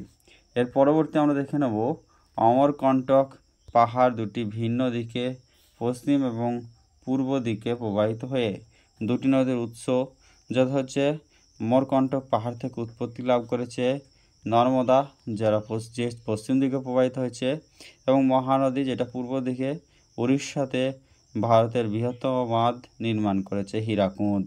অমরকণ্টক থেকে নর্মদা নদীর উৎপত্তি। অমরকণ্টক থেকেও নর্মদা নদীর উৎপত্তি। নেক্সট হচ্ছে নর্মদা নদী মধ্যপ্রদেশ রাজ্যে অবস্থিত অমরকণ্টক পাহাড় থেকে উৎপন্ন হয়েছে। নেক্সট নর্মদা নদী আবার আরব সাগরের খাম্বাত উপসাগরে পতিত হয়েছে। নর্মদা নদী আরব সাগরের খাম্বাত উপসাগরে পতিত হয়েছে। বিন্দু এবং সাতপুরা পর্বতশ্রেণীর মধ্য দিয়ে নর্মদা নদী প্রবাহিত হয়। বিন্দু এবং সাতপুরা পর্বতের মধ্য দিয়ে নর্মদা নদী প্রবাহিত হয়। উপদ্বীপ ভারতের বৃহত্তম পশ্চিম বাহিনী নদী হচ্ছে সেটা হচ্ছে নর্মদা। নর্মদা নদী মৈকাল পর্বতমালার অমরকণ্টক মালভূমিতে উৎপত্তি লাভ করেছে। অমরকণ্টক মালভূমিতে উৎপত্তি লাভ করেছে। নর্মদা নদী মৈকাল পর্বতমালা অমরকণ্টক মালভূমিতে উৎপত্তি হয়েছে। তারপর আমরা দেখে নেব পরবর্তী যেটা রয়েছে সেটা হচ্ছে কি না, নর্মদা নদী চ্যুতি ও প্রাকৃতিক ভূমিরূপের মধ্য দিয়ে প্রবাহিত হচ্ছে নর্মদা নদী হচ্ছে চ্যুতি ও প্রাকৃতিক ভূমিরূপের মধ্য দিয়ে প্রবাহিত হয়। নর্মদা তাপ্তি শরাবতী নদীটি আরব সাগরে পতিত হয়েছে। নর্মদা তাপ্তি শরাবতী নদীটি আরব সাগরে পতিত হয়েছে। ভারতবর্ষের বৃহত্তম উপদ্বীপীয় নদী সেটা হচ্ছে গোদাবরী। ভারতবর্ষের বৃহত্তম উপদ্বীপীয় নদী লার্জেস্ট পেনিনসুলার রিভার হচ্ছে গোদাবরী, বা দক্ষিণ ভারতের বৃহত্তম নদী যদি বলা হয় গোদাবরী। গোদাবরীকে বলা হয় দক্ষিণের গঙ্গা। গোদাবরী এবং উপদ্বীপীয় ভারতবর্ষের বৃহত্তম নদীটির মোট দৈর্ঘ্য হচ্ছে 1465 কিলোমিটার। এটি ভারতের একটি পূর্ব বাহিনী নদী। দাক্ষিণাত্যের গঙ্গা বলা হয় গোদাবরীকে। গোদাবরী নদীর দক্ষিণ গঙ্গা বা দক্ষিণ গঙ্গা নামে পরিচিত। দাক্ষিণাত্যের গঙ্গা বলা হয় গোদাবরী নদীকে। কাবেরী নদীর জলবন্টন সংক্রান্ত বিরোধ যেটা তামিলনাড়ু এবং কর্ণাটকের মধ্যে রয়েছে। কাবেরী নদী হচ্ছে তামিলনাড়ু এবং কর্ণাটকের মধ্যে জলবন্টন সংক্রান্ত বিরোধ রয়েছে। লুনি নদী হচ্ছে ভারতবর্ষের ইনল্যান্ড রিভার বা আভ্যন্তরীণ নদী নামে পরিচিত, বা যেটা হচ্ছে ভারতবর্ষের অন্তর্বাহিনী নদী। গৌতমী এবং বশিষ্ঠ গোদাবরী নদীর প্রধান পরিবেশক হচ্ছে গৌতমী ও বশিষ্ঠ। এটা হচ্ছে গোদাবরীর প্রধান পরিবেশক। কাথিওয়ারা উপদ্বীপের একটি ফিজিওগ্রাফিক ইউনিট হচ্ছে কচ্ছ উপদ্বীপ। কাথিওয়ারা উপদ্বীপের ফিজিওগ্রাফিক ইউনিট হচ্ছে কচ্ছ উপদ্বীপ। মাজুলি দ্বীপ অবস্থিত ব্রহ্মপুত্র আসামে। বারাণসী অবস্থিত মধ্য গঙ্গা সমভূমিতে। বারাণসী হচ্ছে মধ্য গঙ্গা সমভূমিতে রয়েছে। কপিলধারা জলপ্রপাত রয়েছে নর্মদা নদীতে। কাশ্মীর উপত্যকার মধ্য দিয়ে প্রবাহিত ঝিলাম যেটা বিতস্তা, এই নদীটি রয়েছে কাশ্মীর উপত্যকার মধ্য দিয়ে প্রবাহিত নদী। নর্মদা নদীর উৎস হচ্ছে অমরকণ্টক মালভূমি। নর্মদা নদীর উৎস। সিন্ধু নদীর উৎপত্তি মানস সরোবর হ্রদের কাছে। ভারতবর্ষের দীর্ঘতম নদী হচ্ছে গঙ্গা, 2510 কিমি যেটি রয়েছে লেন্থ। গঙ্গা নদী গঙ্গোত্রী হিমবাহ থেকে বের হয়ে বঙ্গোপসাগরে গিয়ে শেষ হয়েছে। গঙ্গা নদী একটি ত্রিভুজাকার বদ্বীপ হয়ে বঙ্গোপসাগরে প্রবাহিত হয়েছে। গঙ্গার উপনদী সোন, গোমতী, গণ্ডক এবং গঙ্গার নদীর উপনদীর মধ্যে বাম তীরের উপনদীর মধ্যে যেগুলো রয়েছে রামগঙ্গা, ঘরঘরা, গোমতী, গণ্ডক, বুড়ি, গণ্ডক, কোশি এবং মহানন্দা। এগুলি হচ্ছে কোশিকে বিহারের দুঃখ বলা হয়। রামগঙ্গা, ঘরঘরা, গোমতী, গণ্ডকী, বুড়িগণ্ডক, মহানন্দা এগুলি হচ্ছে গঙ্গার নদীর বাম তীরের উপনদী। এবং ডান তীরের উপনদীর মধ্যে রয়েছে যমুনা, কালিন্দী, ফুলহার, তমসা, কর্মনাশা, সোন, পুনপুন, ফল্গু, কিওল, চন্দন, অজয়, দামোদর, রূপনারায়ণ। এরা সব ডান তীরের উপনদী গঙ্গার। এগুলি হচ্ছে যমুনা, কালিন্দী, ফুলহারা, তসমা, সর্বনাশা, সোন, পুনপুন, ফল্গু, কিওল, চন্দন, অজয়, দামোদর, রূপনারায়ণ। তারপর হচ্ছে গণ্ডক নদী হচ্ছে গঙ্গার উত্তর তীরের উপনদী। কোশিকে বিহারের দুঃখ বলা হয়। দামোদর, তারপর হচ্ছে আমাদের যেটা হচ্ছে ভারতের শতদ্রু নদী বা সুতলেজ নদী, হিমালয়ের চেয়েও পুরাতন। ভূপ্রকৃতিবিদরা মনে করেন যে কোশি নদীর গতিপথ পরিবর্তনের ফলে গঙ্গা নদী প্রধানত বাংলাদেশের পদ্মার মধ্য দিয়ে প্রবাহিত গোদাবরী ও কৃষ্ণা বদ্বীপ অঞ্চলের মধ্যবর্তী হ্রদের নাম হচ্ছে কোলেরু হ্রদ। নিচের উত্তর কোয়েল নদী সম্পর্কে কিছু বিবৃতি দেওয়া হলো। 1 নম্বর হচ্ছে এটি ঝাড়খণ্ডের রাঁচি মালভূমিতে ওঠে। 2 নম্বর হচ্ছে এটি বেতলা মাল জাতীয় উদ্যানের উত্তর অংশের মধ্যে দিয়ে গেছে। এটি সোন নদীর একটি উপনদী।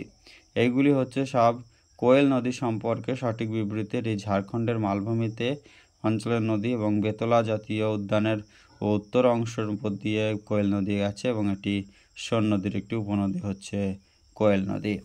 দক্ষিণ ভারতের বৃহত্তম নদী গঙ্গা, দক্ষিণ গঙ্গা বা দক্ষিণের গঙ্গা নামে পরিচিত হচ্ছে গোদাবরী। ভাগীরথী অলকানন্দা মিলিত স্থলকে বলা হয় দেবপ্রয়াগ। অলকানন্দা এবং মন্দাকিনীর মিলিত স্থলকে বলা হয় রুদ্রপ্রয়াগ। ব্যাডল্যান্ড টোপোগ্রাফি চম্বল উপত্যকা, যেটা আমাদের রাজস্থানে দেখা যায়। যমুনা সোন দামোদর হলো গঙ্গার ডান তীরের উপনদী। কোয়েল হচ্ছে সোন নদীর একটি উপনদী এবং উজ্জয়িনী শহর শিপ্রা নদীর তীরে অবস্থিত। পং বাঁধ নির্মাণ করা হয়েছে বিপাশা নদীর উপর বা বিয়াস। নাগার্জুন সাগর প্রকল্পটি অন্ধ্রপ্রদেশের কৃষ্ণা নদীর উপর অবস্থিত। ব্রহ্মপুত্র অববাহিকার ক্ষেত্রে সর্বাধিক জলবিদ্যুৎ উৎপাদন হয়ে থাকে, যেটা হচ্ছে ব্রহ্মপুত্র অববাহিকা থেকে। নাগার্জুন সাগর বহুমুখী প্রকল্পটি কৃষ্ণা নদীর উপর বাঁধ নির্মাণ করে গঠিত। পোলাভারাম প্রকল্প গোদাবরী নদীর উপর অবস্থিত। ভারতের দামোদর উপত্যকা কয়লার মজুদের প্রায় 80%, সেটা হচ্ছে ভারতের দামোদর উপত্যকা কয়লার মজুদ রয়েছে প্রায় 80% পর্যন্ত। পুনে শহরটি মুলামুথা নদীর তীরে অবস্থিত। পুনে শহরটি রয়েছে মুলামুথা নদীর তীরে। মেট্টুর বাঁধ কাবেরী নদীর উপরে নির্মিত হয়েছে। মেট্টুর বাঁধ, যেটা হচ্ছে তামিলনাড়ুতে রয়েছে মেট্টুর বাঁধ, যেটা পরবর্তীতে আমরা দেখে নেব। কর্নুল কুডাপ্পা কানেল তুঙ্গভদ্র নদীর উপর তৈরি হচ্ছে। কর্নুল কুডাপ্পা ক্যানেল 1928 সালে হুসেন ওয়ারার শতদ্রু নদী থেকে বিকানির খালটি অপসৃত করা হয়েছিল। রাউরকেলা স্টিল প্ল্যান্টটি ব্রাহ্মণী নদীর তীরে অবস্থিত। কোটা শহর চম্বল নদীর তীরে অবস্থিত।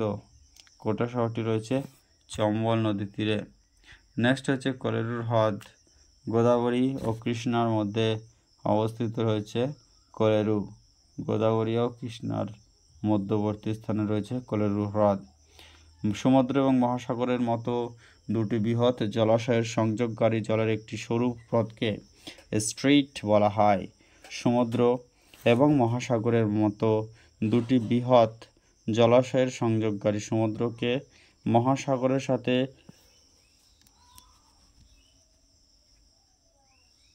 সংযোগ করে, যারা হচ্ছে স্ট্রিট বা খাঁড়ি বা সরু পথ বা প্রণালী বলে। তারপর আমরা দেখে নেব সেটা হচ্ছে যে দুটি নদীর মধ্যবর্তী অংশকে দোয়াব বলে। 3 দিক জল দ্বারা বেষ্টিত ভূভাগকে পেনিনসুলা বলে। সমুদ্রের জল সংকীর্ণ খাল দিয়ে আংশিক বা সম্পূর্ণরূপে প্রসারিত হয়ে মূল সমুদ্র থেকে বিচ্ছিন্ন হয়ে যে জলরাশি গঠন করে তাকে লেগুন বা উপহ্রদ বলে। মোহনা হলো এমন একটি আংশিকভাবে সীমাবদ্ধ উপকূলীয় জলাশয় যেখানে সমুদ্রের নোনা জল নদী এবং স্রোতের স্বাদু জলের সাথে মিশ্রিত হয়। তারপরে হচ্ছে পৃথিবীর সর্বোচ্চ শৃঙ্গ, যেটা 8848 metre, Mount Everest. Manas Sarovar হ্রদে অবস্থিত হচ্ছে কৈলাস রেঞ্জ। মানস সরোবর হ্রদ কৈলাস রেঞ্জে অবস্থিত। দাক্ষিণাত্যের মালভূমি উত্তর সীমা হচ্ছে সাতপুরা রেঞ্জ। আরাবল্লী পর্বতের সর্বোচ্চ শৃঙ্গ হচ্ছে গুরু শিখর। তারপরে হচ্ছে আরাবল্লী পর্বতমালাটি রাজস্থান রাজ্যে অবস্থিত। ভারতের সর্বপ্রাচীন পর্বতমালা হচ্ছে আরাবল্লী পর্বত। আরাবল্লী পর্বত হচ্ছে ভঙ্গিল পর্বত। বহু বছর ক্ষয় পেতে পেতে বর্তমানে আরাবল্লী একটি ক্ষয়জাত পর্বতের পরিণত হয়েছে। 2000, যেটা হচ্ছে বহু বছর ক্ষয় পেতে পেতে আরাবল্লী হচ্ছে ক্ষয়জাত পর্বত, ক্ষয়জাত ভঙ্গিল পর্বত।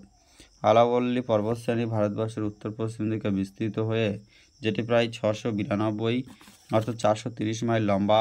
এটি ভারতবর্ষের দিল্লি থেকে শুরু করে দক্ষিণে হরিয়ানা পার করে পশ্চিম ভারতের রাজস্থান রাজ্য পার করে গুজরাট, অর্থাৎ গুজরাট থেকে দিল্লি পর্যন্ত এই আরাবল্লী পর্বত, যার সর্বোচ্চ যার সর্বোচ্চ শৃঙ্গ হচ্ছে গুরু শিখর। আরাবল্লী পর্বতশৃঙ্গ হচ্ছে ভারতবর্ষের উত্তর পশ্চিম দিকে বিস্তৃত, যেটি হচ্ছে 692 কিলোমিটার বা 430 মাইল লম্বা। এটি উত্তর ভারতের দিল্লি থেকে শুরু করে দক্ষিণের হরিয়ানা এবং রাজস্থান পার করে গুজরাট, অর্থাৎ গুজরাট থেকে দিল্লি পর্যন্ত 692 কিমি হচ্ছে আরাবল্লী পর্বতের লেন্থ। মহারাষ্ট্র রাজ্য, যেটা সহ্যাদ্রি বা আমাদের পশ্চিমঘাট পর্বতমালা অবস্থিত। প্রাচীনতম পর্বত আরাবল্লী রাজস্থান ও দিল্লির মধ্যে 692 কিমি এলাকা জুড়ে বা প্রায় 700 কিমি জুড়ে অবস্থান করে। ভারতীয় উপদ্বীপ বা পেনিনসুলার সর্বোচ্চ শৃঙ্গ হচ্ছে আনাইমুদি বা দক্ষিণ ভারতের সর্বোচ্চ শৃঙ্গ, যেটা থর মরুভূমিকে মরুস্থলী নাম দেওয়া হয়েছে। লাক্ষাদ্বীপ দ্বীপপুঞ্জ হচ্ছে একটি প্রবাল দ্বীপপুঞ্জ, গ্রেট ব্যারিয়ার রিফ যেটা। তারপর হচ্ছে আমাদের পরবর্তীটা যেটা রয়েছে সেটি একটি প্রবাল প্রাচীর অস্ট্রেলিয়ার। সিয়াচেন ভারতের দীর্ঘতম হিমবাহ। সিয়াচেন হচ্ছে ভারতবর্ষের সবথেকে লংগেস্ট গ্লেসিয়ার। মহেন্দ্রগিরি হলো পূর্বঘাটের সর্বোচ্চ শৃঙ্গ বা জিন্দাগারা বা মহেন্দ্রগিরি হচ্ছে পূর্বঘাট পর্বতের সর্বোচ্চ শৃঙ্গ। আমারকন্ডা পূর্বঘাট পর্বতের সর্বোচ্চ শৃঙ্গ। জিন্দাগারা পূর্বঘাট পর্বতের সর্বোচ্চ শৃঙ্গ। মহেন্দ্রগিরি, আমারকন্ডা এবং জিন্দাগারা যেটা অপশন অনুযায়ী থাকবে সেগুলি সবই পূর্বঘাট পর্বতের সর্বোচ্চ শৃঙ্গ। অরুণাচল প্রদেশের শিবালিককে ডাকা হয়ে থাকে মিরি নামে। অরুণাচল প্রদেশের শিবালিক পর্বত মিরি নামে পরিচিত এবং অরুণাচল প্রদেশে ব্রহ্মপুত্র নদীকে দিহং নামে ডাকা হয়। তারপর হচ্ছে ফেডচেঙ্কো, রিয়াফো ও হিসপার হলো হিমবাহের নাম। এগুলি হচ্ছে ফেডচেঙ্কো, রিয়াফো এবং হিসপার, এগুলো হচ্ছে হিমালয়ের এক একটি হিমবাহের নাম। তারপর রয়েছে 280 নম্বর, কারেয়াস হলো হিমবাহের উৎসের সোপান, যা পাওয়া যায় ঝিলাম উপত্যকা বা বিতস্তা থেকে। এই কারেয়াস হলো হিমবাহের উৎসের সোপান। বালটোরা হিমবাহ কারাকোরাম রেঞ্জে অবস্থিত। বালটোরা হিমবাহ হচ্ছে কারাকোরাম রেঞ্জে অবস্থিত। পাটকাই বম অরুণাচল প্রদেশ এবং মায়ানমার এর মধ্যে সীমানা তৈরি করা হচ্ছে পাটকাই বম। আরাবল্লী হচ্ছে ভঙ্গিল পর্বত। আরাবল্লী হচ্ছে একটি ভঙ্গিল পর্বত। ভারতের পূর্ব হিমালয় অঞ্চলটি জীববৈচিত্র্যের দিক থেকে খুবই গুরুত্বপূর্ণ। হিমালয় হলো নবীন ভঙ্গিল পর্বত। পীর পাঞ্জাল রেঞ্জটি নিম্ন হিমালয়ে অবস্থিত। লেজার হিমালয়ের মধ্যে রয়েছে পীর পাঞ্জাল। পূর্বঘাট এবং পশ্চিম ঘাটের সংযোগস্থল হচ্ছে নীলগিরি পাহাড়। নীলগিরি পর্বতের সর্বোচ্চ শিখর হচ্ছে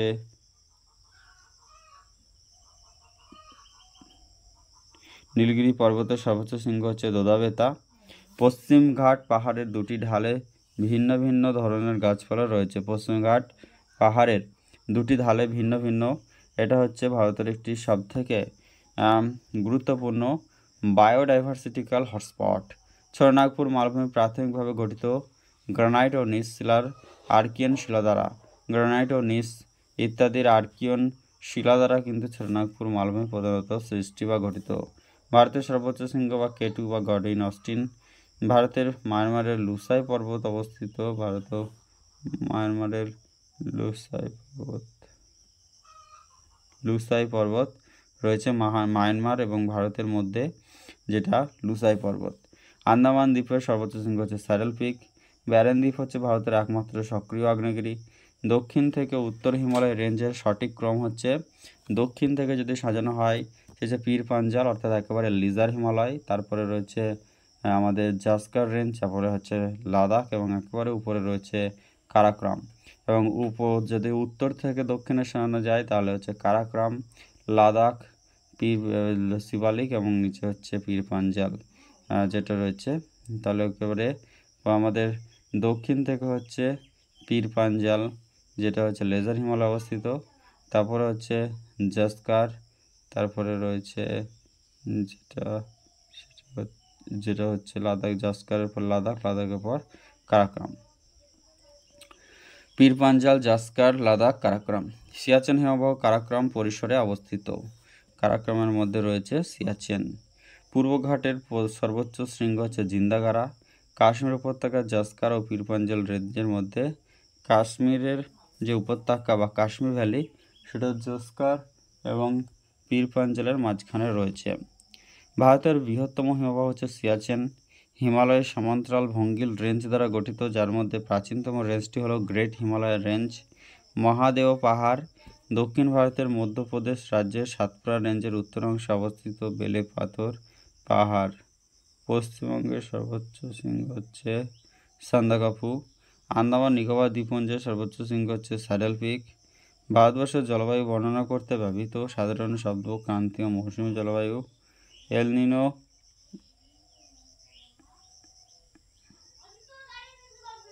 ভারতবর্ষের জলবায়ু বর্ণনা করতে গিয়ে ব্যবহৃত শব্দ হচ্ছে ক্রান্তীয় মৌসুমী জলবায়ু, ট্রপিক্যাল মনসুন। এবং এল নিনো একটি মহাসাগরীয় ঘটনা। এল নিনো, লা নিনো এগুলি হচ্ছে সবই মহাসাগরীয় ঘটনা।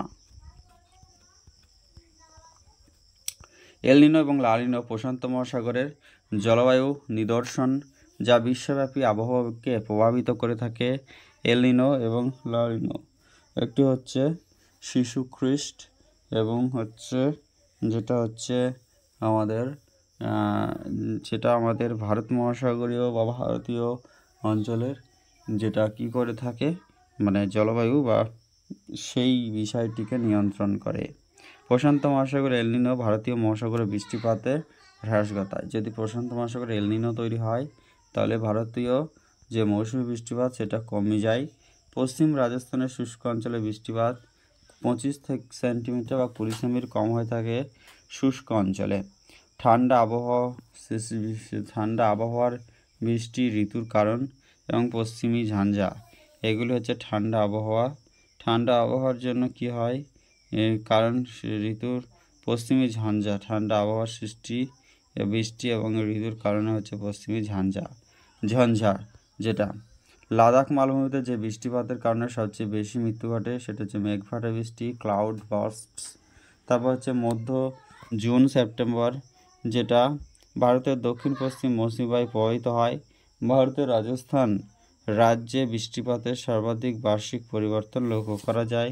অক্টোবর নভেম্বরের তামিলনাড়ুর উত্তর উপকূল প্রচুর পরিমাণে বৃষ্টিপাতের কারণ পশ্চাদপসারণ বর্ষা, দক্ষিণ পশ্চিম মৌসুমী বায়ু। তারপরে দেখে নেব আদি হলো পাঞ্জাবের একটি স্থানীয় ঝড়। দিল্লি, পাঞ্জাব, রাজস্থান, দিল্লি, পাঞ্জাব, হরিয়ানা এই সমস্ত অঞ্চলে আদি ঝড় লক্ষ্য করা যায়। বঙ্গোপসাগরে ঘূর্ণিঝড় সাধারণত বর্ষার প্রথম দিকে হয়। ভারতীয় বর্ষার প্রধান নিয়ন্ত্রণকারী ফ্যাক্টর হচ্ছে হিমালয় পর্বতমালার উপস্থিতি। হিমালয় রাজ্যে গারো খাসি জয়ন্তিয়া পাহাড় অবস্থিত। খাসি পাহাড়ের দক্ষিণ অংশে যেটা রয়েছে মৌসিনরামে সর্বোচ্চ গড় বৃষ্টিপাত হয়ে থাকে মেঘালয়ে, যেটা খাসি পাহাড়ে অবস্থিত বা খাসি রেঞ্জের মধ্যে। খাসি পাহাড়ের দক্ষিণ অংশে মৌসিনরাম, যেটা পৃথিবীর সর্বোচ্চ গড় বৃষ্টিপাত হয়ে থাকে। পৃথিবীর মৌসিনরাম স্থানে সবচেয়ে বেশি বৃষ্টিপাত হয়।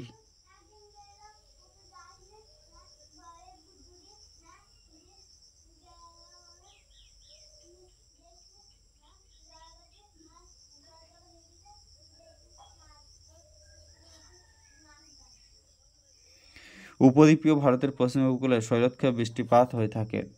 উপদ্বীপীয় যে ভারতের পশ্চিম উপকূলে শৈলক্ষেপ বৃষ্টিপাত হয়ে থাকে। ভারতের পশ্চিম উপকূলে গ্রীষ্মকালে প্রচুর বৃষ্টিপাতের মূল কারণ হচ্ছে পশ্চিমঘাট বা ওয়েস্টার্ন ঘাটস।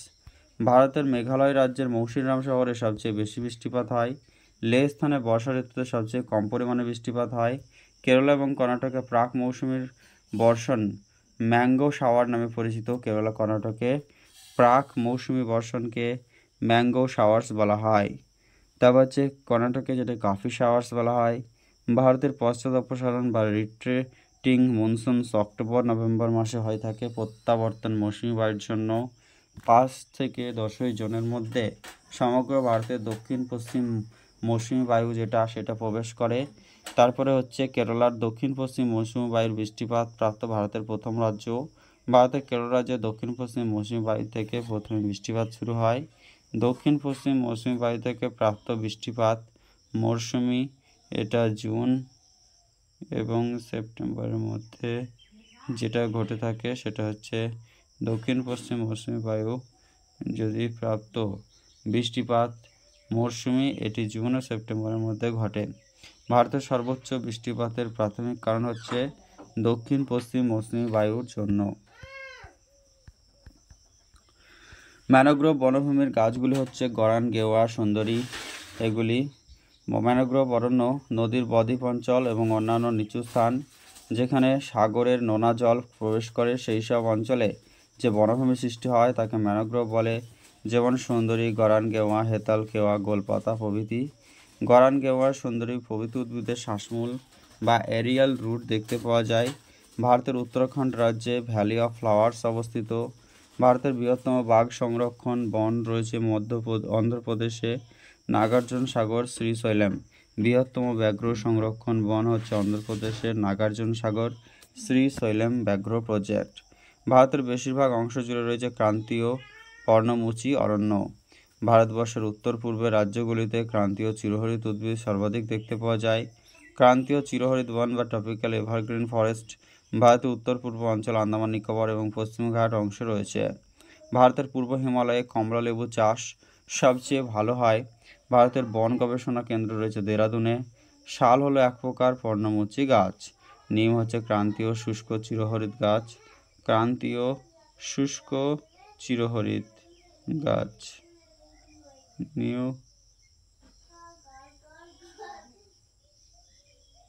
নিউ ম্যাটাফোর বা শ্বাসমূল উপস্থিতি পাওয়া যায় ম্যানোগ্রোভ। একটু আগে এরিয়াল রুট বা যেটা হচ্ছে আমাদের যেটাকে কী বলা হয়, যেটা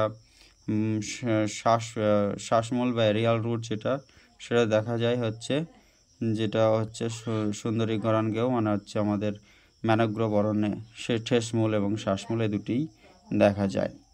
ক্রান্তীয় চিরহরিৎ বন ভারতবর্ষের উত্তর পূর্ব অঞ্চল, আন্দামান নিকোবর এবং পশ্চিমঘাট অংশে দেখা যায়। ভারতের পূর্ব হিমালয়ের কমলালেবুর চাষ সবথেকে ভালো হয়। বন গবেষণা কেন্দ্র রয়েছে দেরাদুন। নিউ ম্যাটাফোর বা শ্বাসমূল উপস্থিতি পাওয়া যায় ম্যানোগ্রোভ উদ্ভিদ। ভারতে বসবাস করে একজন ব্যক্তি গ্রীষ্মমণ্ডলীয় চিরহরিৎ বন, সাবানা, শুষ্ক পর্ণমোচী ক্রমানুসারে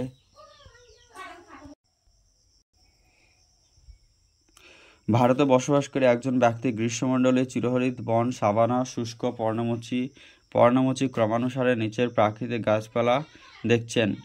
তা থেকে তার ফ্লাইট ছিল ত্রিবান্দ্রম থেকে Delhi. Forest survey of India অনুসারে গত 2 বছরে অন্ধ্রপ্রদেশ রাজ্যে বনাঞ্চল বৃদ্ধি পেয়েছে, যেটা 2021-এর রিপোর্ট অনুযায়ী। জেরোফাইটিক গাছপালার বৈশিষ্ট্য হচ্ছে কচ্ছ অঞ্চলের লক্ষ্য করা যায়। ভারতবর্ষের বজ্রভূমির অধীনে বৃহত্তম এলাকা হলো রাজস্থান। নাগাল্যান্ডের পর্বত ক্রমশ অনুর্বর পর্বতে পরিণত হচ্ছে। সেগুলি হচ্ছে স্থানান্তরিত চাষের কারণে শিফটিং কাল্টিভেশনের জন্য। তারপরে হচ্ছে শোলা এই বন, এটা দেখা যায় পশ্চিমঘাট পর্বতে। ভারতে ক্রান্তীয় আর্দ্র পর্ণমোচী ধরনের বন বৃহত্তম এলাকা দেখা যায়। ক্রান্তীয় আর্দ্র পর্ণমোচী এই ধরনের বৃহত্তম এলাকা দখল করে রয়েছে ক্রান্তীয় আর্দ্র পর্ণমোচী। 2011 জনগণনা অনুসারে এবার দেখে নেব বেশ কিছু ইম্পর্ট্যান্ট কোয়েশ্চেন। ভারতের প্রথম অসমকালীন আদমশুমারি পরিচালিত হয়েছিল, প্রথম আদমশুমারি হয়েছিল 1872 সালে। প্রথম বিজ্ঞানসম্মত যেটা হয়েছিল সেটা কিন্তু 1881 সালে। ভারতের প্রথম জনগণনা 1872। ভারতের প্রথম সম্পূর্ণ আদমশুমারি 1881 সালে, ফার্স্ট কমপ্লিট সেন্সাস বা ফার্স্ট সায়েন্টিফিক সেন্সাস। 2011 সাল আদমশুমারি ভারতবর্ষের 15তম এবং স্বাধীন ভারতের 7ম। 1911 থেকে 1921-এর দশকে ভারতের জনসংখ্যা ঋণাত্মক বৃদ্ধি হার ছিল, যেটাকে গ্রেট ডিভাইডেড অফ পপুলেশন বলা হয়ে থাকে, যেখানে ছিল -0.35%, যেটা কিন্তু জনসংখ্যার গ্রোথ রেট ছিল। ভারতের জনসংখ্যার ইতিহাসে 1921 থেকে 1921 এই বছরটিকে the year of the great divide বলা হয়। 1951 থেকে 81-কে পপুলেশন এক্সপ্লয়েশন ধরা হয়ে থাকে ভারতবর্ষে। স্বাধীন ভারতের প্রথম আদমশুমারি 1951 সালে হয়েছিল। আয়তনের দিক থেকে এরিয়া ওয়াইজ ভারতের বৃহত্তম রাজ্য হচ্ছে রাজস্থান। তারপর হচ্ছে ভারতবর্ষের ক্ষুদ্রতম রাজ্য আয়তন অনুসারে গোয়া। আয়তন অনুসারে ভারতের সবচেয়ে ছোট কেন্দ্রশাসিত অঞ্চল হচ্ছে লাক্ষাদ্বীপ। 2011 সালের আদমশুমারি অনুযায়ী ভারতবর্ষের জনবহুল রাজ্য হচ্ছে উত্তরপ্রদেশ। 2011 সালের আদমশুমারি অনুযায়ী ভারতের মিনিকয় রাজ্যের জনসংখ্যা সিকিম রাজ্যের জনসংখ্যা সবথেকে কম রাজ্য হিসাবে, এবং লাক্ষাদ্বীপে যেটা আমাদের সবথেকে কম হয়ে যাবে জনসংখ্যা এবং ক্ষুদ্রতম আয়তন অনুসারে। 2011 সালের আদমশুমারি অনুসারে ভারতবর্ষের জনঘনত্ব প্রতি বর্গ কিমিতে 382 জন। 2011 সালের যে আদমশুমারি অনুযায়ী জনঘনত্ব বিশিষ্ট রাজ্য হচ্ছে বিহার, 1106 জন প্রতি বর্গ কিমিতে, এবং পশ্চিমবঙ্গ হচ্ছে দ্বিতীয় জনঘনত্বপূর্ণ এবং চতুর্থ জনবহুল রাজ্য।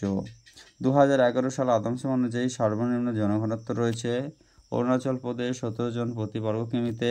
2011 সালের আদমশুমারি অনুসারে ভারতের কেন্দ্রশাসিত অঞ্চলগুলির মধ্যে সর্বনিম্ন জনঘনত্ব ছিল আন্দামান ও নিকোবর দ্বীপপুঞ্জে। 2011 সালের আদমশুমারি অনুসারে ভারতের সাক্ষরতার হার হচ্ছে 74.04%। তারপর হচ্ছে 2011 সালের আদমশুমারি অনুসারে ভারতের পুরুষের সাক্ষরতার হার 82.14%, এবং মহিলা শিক্ষার হার হচ্ছে 65.46%। আদমশুমারি অনুসারে ভারতের সর্বোচ্চ শিক্ষিত রাজ্য হচ্ছে কেরালা, যদিও বর্তমানে মিজোরাম সবথেকে বেশি শিক্ষিত। যেটা নেক্সট হচ্ছে 2011 সালের আদমশুমারি অনুসারে ভারতের লাক্ষাদ্বীপ কেন্দ্রশাসিত অঞ্চলে সাক্ষরতার হার সর্বাধিক। ভারতবর্ষে 2011 সালের আদমশুমারি অনুসারে বিহার হলো সর্বনিম্ন সাক্ষর। 2011 সালের আদমশুমারি অনুসারে সর্বাধিক লিঙ্গানুপাত বিশিষ্ট রাজ্য হচ্ছে কেরালা, প্রতি 1000 পুরুষে 1084 জন মহিলা রয়েছেন, এবং সবথেকে কম রয়েছে হরিয়ানাতে 1000 পুরুষে 877 জন মহিলা। 2011 সাল আদমশুমারি অনুসারে সর্বনিম্ন লিঙ্গানুপাত হচ্ছে হরিয়ানা 877 জন 1000 পুরুষে।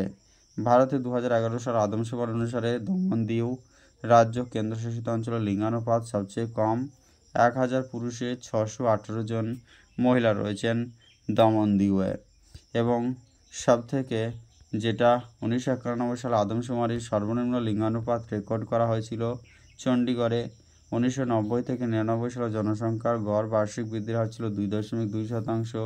2001 সালে সাক্ষরতার হার ছিল 65.4%।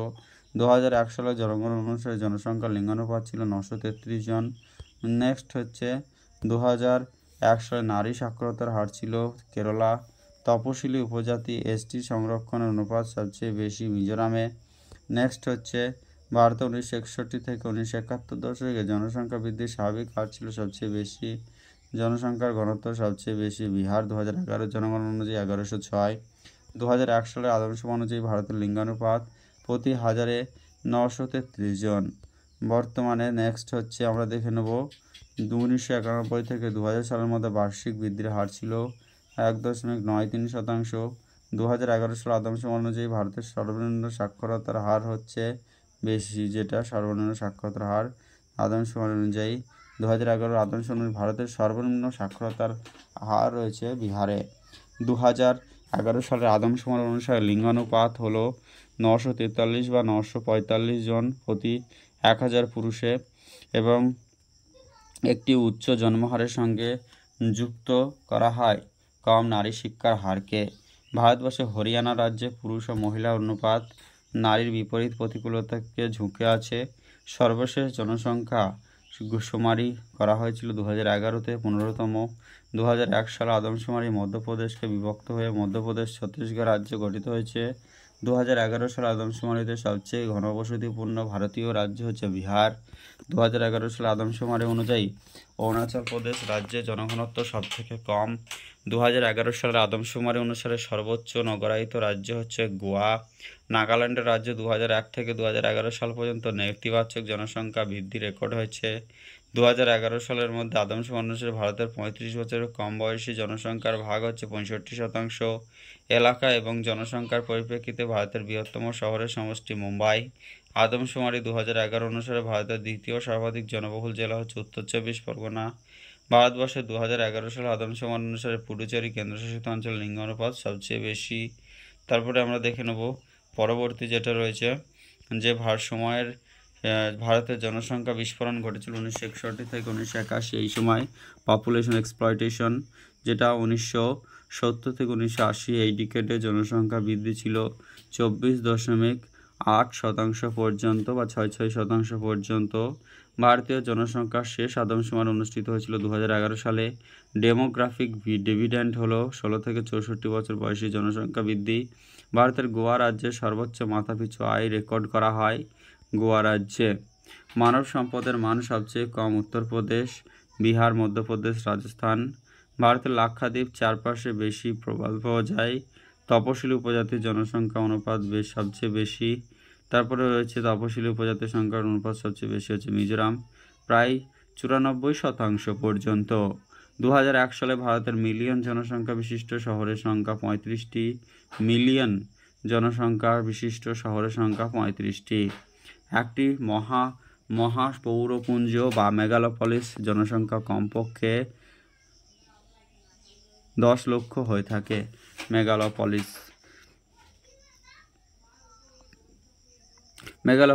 10 লক্ষ না, যেটা হচ্ছে 1 কোটি। মেগালোপলিসের ক্ষেত্রে 1 কোটি লোক সংখ্যা হয়ে থাকে। কচ্ছ ভারতের বৃহত্তম জেলা এলাকা অনুযায়ী গুজরাটের কচ্ছ এলাকা অনুযায়ী বৃহত্তম জেলা হচ্ছে কচ্ছ গুজরাটের। পুরুষদের মধ্যে মহিলাদের অনুপাত সবচেয়ে কম সিকিম। ভারতের দ্বিতীয় বৃহত্তম জনসংখ্যা রাজ্য হচ্ছে মহারাষ্ট্র। ভারতের ঝাড়খণ্ড রাজ্যে সবচেয়ে বেশি কয়লা মজুত রয়েছে। ভারতের উড়িষ্যা রাজ্যে সবচেয়ে বেশি কয়লা উৎপন্ন হয় এবং সবথেকে বেশি মজুত রয়েছে ঝাড়খণ্ডে। তুলা উৎপাদনে গুজরাট রাজ্য প্রথম স্থান অধিকার রয়েছে। আখ উৎপাদনে উত্তরপ্রদেশ রাজ্যে প্রথম স্থান অধিকার রয়েছে। মাঙ্গানিজ আকরিকের সর্বোচ্চ উপাদান ও বৃহত্তম মজুত এই রাজ্যে রয়েছে উড়িষ্যা। ভারতের সর্বোচ্চ তামাক উৎপাদনকারী রাজ্য হচ্ছে অন্ধ্রপ্রদেশ। ভারতে আমদানিকৃত পণ্যের বর্তমান তালিকায় পেট্রোলিয়াম গুডস পণ্যটি শীর্ষস্থানে রয়েছে। ভারতের প্রায় 70 থেকে 75% ক্রুড অয়েল বিদেশ থেকে রপ্তানি করা হয়। ছত্তিশগড় রাজ্যটি ভারতের টিনের সর্বোচ্চ উৎপাদনকারী। বিশ্বে গবাদি পশু পালনে ভারতের স্থান হচ্ছে প্রথম এবং দুগ্ধ উৎপাদনে প্রথম। ভারতবর্ষের দুগ্ধ উৎপাদনে বর্তমানে প্রথম রাজ্য হচ্ছে রাজস্থান। ভারতের খাদ্য প্রক্রিয়াকরণ শিল্প সবচেয়ে বেশি বিকশিত হয় গুজরাটে। ডাল উৎপাদনে ভারতের হেক্টর প্রতি উৎপাদন সর্বোচ্চ উত্তরপ্রদেশ। ক্যালিকো হলো ভারতের টেক্সটাইলের সাথে যুক্ত। ভারতের বৃহত্তম সেচ প্রকল্প হচ্ছে ভাঁকড়া নাঙ্গাল প্রজেক্ট। তারপরে রয়েছে ভারতের অন্ধ্র মালভূমি বা অন্ধ্র প্লেটু বাণিজ্যিকভাবে আঙ্গুর চাষের জন্য বিখ্যাত। তুতিকোরিন এলাকা মুক্তা বা পার্ল ফিশিংয়ের জন্য বিখ্যাত। ভারতের জোয়ারের শক্তি বিকাশের সম্ভাবনা রয়েছে সবচেয়ে বেশি ক্যাম্বে উপসাগরে। ভারতের সেচযোগ্য জমির শতাংশ 35%। ভারতে যেখানে সোনা, তামা, লোহা, আকরিক এবং কয়লা পাওয়া যায় সেগুলি ক্রমানুসারে: সোনা পাওয়া যায় কোলার, কর্ণাটক; তামা পাওয়া যায় রাজস্থানের ক্ষেত্রে; লোহা পাওয়া যায় নোয়ামন্ডি; আকরিক কয়লা পাওয়া যায় ঝরিয়া। তামা উৎপাদনে প্রথম স্থান অধিকার করে যেটা বর্তমানে মধ্যপ্রদেশ। আগে তামা উৎপাদনে প্রথম স্থান অধিকার করে মধ্যপ্রদেশ। ট্যাঙ্ক সেচের অধীনে যে রাজ্যটি নেতৃত্ব দেয় সেটা হচ্ছে তামিলনাড়ু। চিনি উৎপাদনে বিশ্বের শীর্ষস্থানীয় অঞ্চল হচ্ছে দক্ষিণ এশীয়। নেপানগর নিউজ প্রিন্ট উৎপাদনে গুরুত্বপূর্ণ ভূমিকা পালন করে। শিলং মালভূমি আনারসের জন্য বিস্তৃত স্কেলে জন্মায়। মালাবার উপকূলীয় অঞ্চলে মোনাজাইট পাওয়া যায়। ভারতের জাফরান চাষ কারিয়া, টেরিসি বা কাশ্মীর উপত্যকাতে হয়ে থাকে।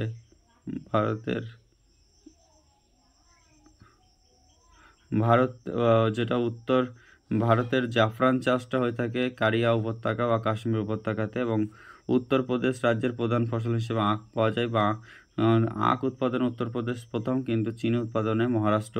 প্রায় 98% ব্যারাইটস মজুত পাওয়া যায় অন্ধ্রপ্রদেশ। ব্যারাইটস এটি মজুত রয়েছে সেটা হচ্ছে 98% অন্ধ্রপ্রদেশ। পারমাণবিক শক্তি কেন্দ্র নারোরা, কাকরাপাড়া, কোটা এগুলি রয়েছে। নারোরা হচ্ছে উত্তরপ্রদেশ, কাকরাপাড়া গুজরাট, কোটা রাজস্থান। মহারাষ্ট্র ভারতের সবচেয়ে শিল্পোন্নত রাজ্য মহারাষ্ট্র, যেটা ভারতের মোট জিডিপির 14 থেকে 16% পর্যন্ত দখল করে রয়েছে। যেটা পশ্চিমবঙ্গ হচ্ছে ভারতবর্ষের মোট জিডিপির 5 থেকে 6%। 1660 সালে পাবলিক সেক্টর স্থাপিত প্রথম ভারতীয় বৈদ্যুতিক সরঞ্জাম উৎপাদন কারখানা হচ্ছে ভোপাল। ভারতের বায়লাডিলার রেঞ্জ লোহা আকরিক উৎপাদনের জন্য বিখ্যাত। মধ্যপ্রদেশ নিষ্কাশিত বক্সাইট অ্যালুমিনিয়াম উৎপাদনে প্রথম ব্যবহৃত হয়। বোকারো স্টিল প্ল্যান্ট সোভিয়েত ইউনিয়নের সহায়তায় প্রতিষ্ঠিত হয়েছিল। ভারতের লোহা এবং ইস্পাত প্ল্যান্টের অবস্থান গুরুত্ব অনুসারে নিম্নলিখিত প্রাপ্যতা দ্বারা প্রভাবিত হয়েছে। প্রথম হচ্ছে লোহা করিক, তারপর হচ্ছে কুকিং কয়লা এবং তারপর চুনাপাথর ও ম্যাঙ্গানিজ। ভারতের লোহা ইস্পাত প্ল্যান্টের অবস্থান গুরুত্ব অনুসারে গড়ে উঠেছে। তার কারণ হচ্ছে সব থেকে দেখা হয়েছে যে কোথায় লোহা করিকের ভাণ্ডার রয়েছে, তারপরে কুকিং কয়লা, তারপর চুনাপাথর এবং ম্যাঙ্গানিজ। কুডামকলাম পারমাণবিক বিদ্যুৎ কেন্দ্র 2014 সালে বাণিজ্যিক উৎপাদন শুরু করেছিল তামিলনাড়ুতে। ভারতের বৃহত্তম জাহাজ নির্মাণ হচ্ছে কোচিন শিপইয়ার্ড, কোচি, যেটা কেরলাতে রয়েছে। তারপরে আমরা দেখে নেব পরবর্তী যেটা রয়েছে ছত্তিশগড় রাজ্যের ভিলাই লৌহ ইস্পাত শিল্পের জন্য বিখ্যাত। ভারতের পেট্রোলিয়াম তেল প্রথম আবিষ্কৃত হয় ডিগবয়, আসাম। গুজরাটের আলাং শহরটি শিপ ব্রেকিং ইয়ার্ড হিসেবে পরিচিত বা জাহাজ ভাঙার কারখানা। তবে যে ভারতবর্ষের কাগজ শিল্পের বৃহত্তম কেন্দ্র হচ্ছে নেপানগর। রাউরকেল্লা এবং লোহা ইস্পাত প্ল্যান্ট রয়েছে লোহা আকরিক খনির জন্য। ও হলদিয়া শিল্পাঞ্চলে দুটি প্রধান শিল্প হচ্ছে পেট্রোলিয়াম শিল্প এবং রাসায়নিক সার শিল্প।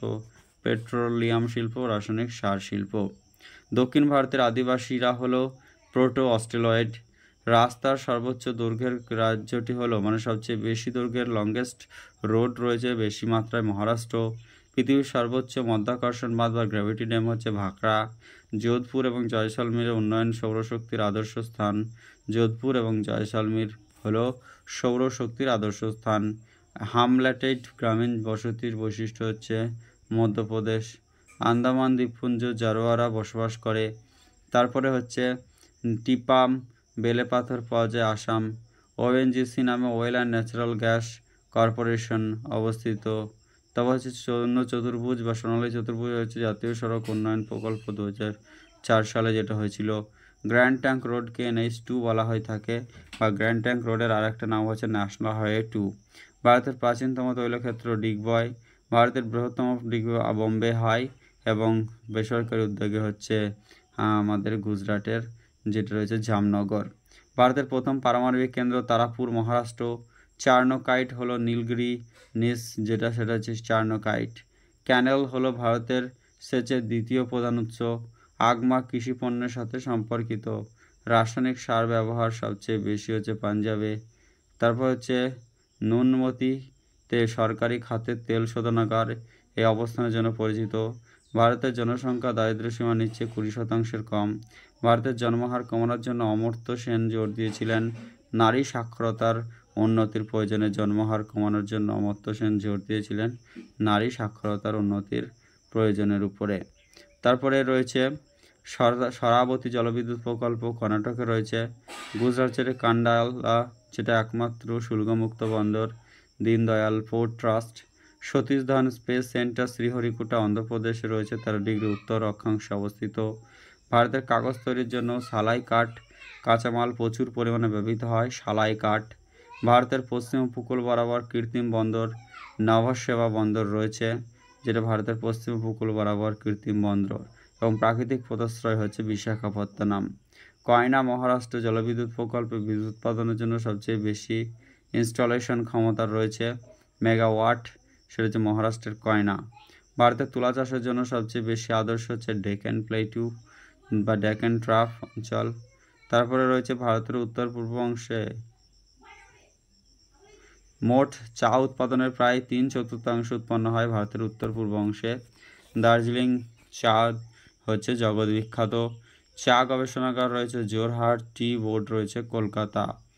টোডা উপজাতি নীলগিরি পাহাড়ে বসবাস করে এবং টোটো উপজাতি পশ্চিমবঙ্গের আলিপুরদুয়ার জেলার টোটোপাড়ায় বসবাস করে। সতীশ ধাওয়ান মহাকাশ কেন্দ্র শ্রীহরিকোটা।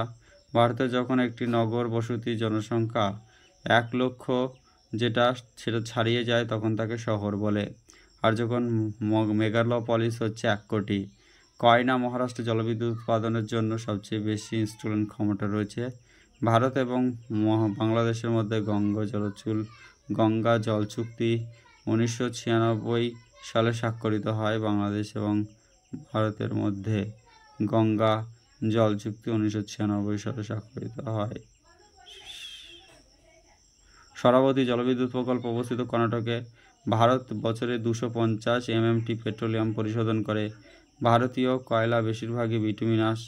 বিতর্কিত বেদান্ত অ্যালুমিনিয়াম প্ল্যান্টটি অবস্থিত উড়িষ্যা।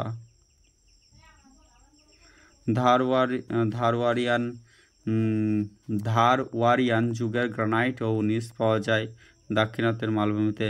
সবুজ বিপ্লব প্রথম শুরু হয়েছিল পাঞ্জাব হরিয়ানা। তুতিকোরিন একটি গুরুত্বপূর্ণ মাছ ধরার বন্দর যা করমণ্ডল উপকূলে অবস্থিত। ভারতের হীরার খনি মধ্যপ্রদেশে অবস্থিত।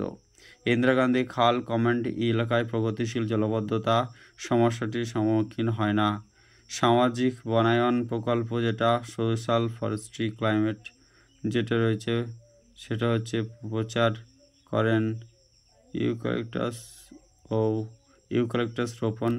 সামাজিক বনায়ন বা বনসৃজন বা ফরেস্ট্রির যে স্কিম প্রচার করা একটা হচ্ছে ইউক্যালিপটাস রোপণ, জ্বালানি কাঠের ফলনশীল গাছ লাগানো এবং বনজ দ্রব্য বিক্রয় ইত্যাদি।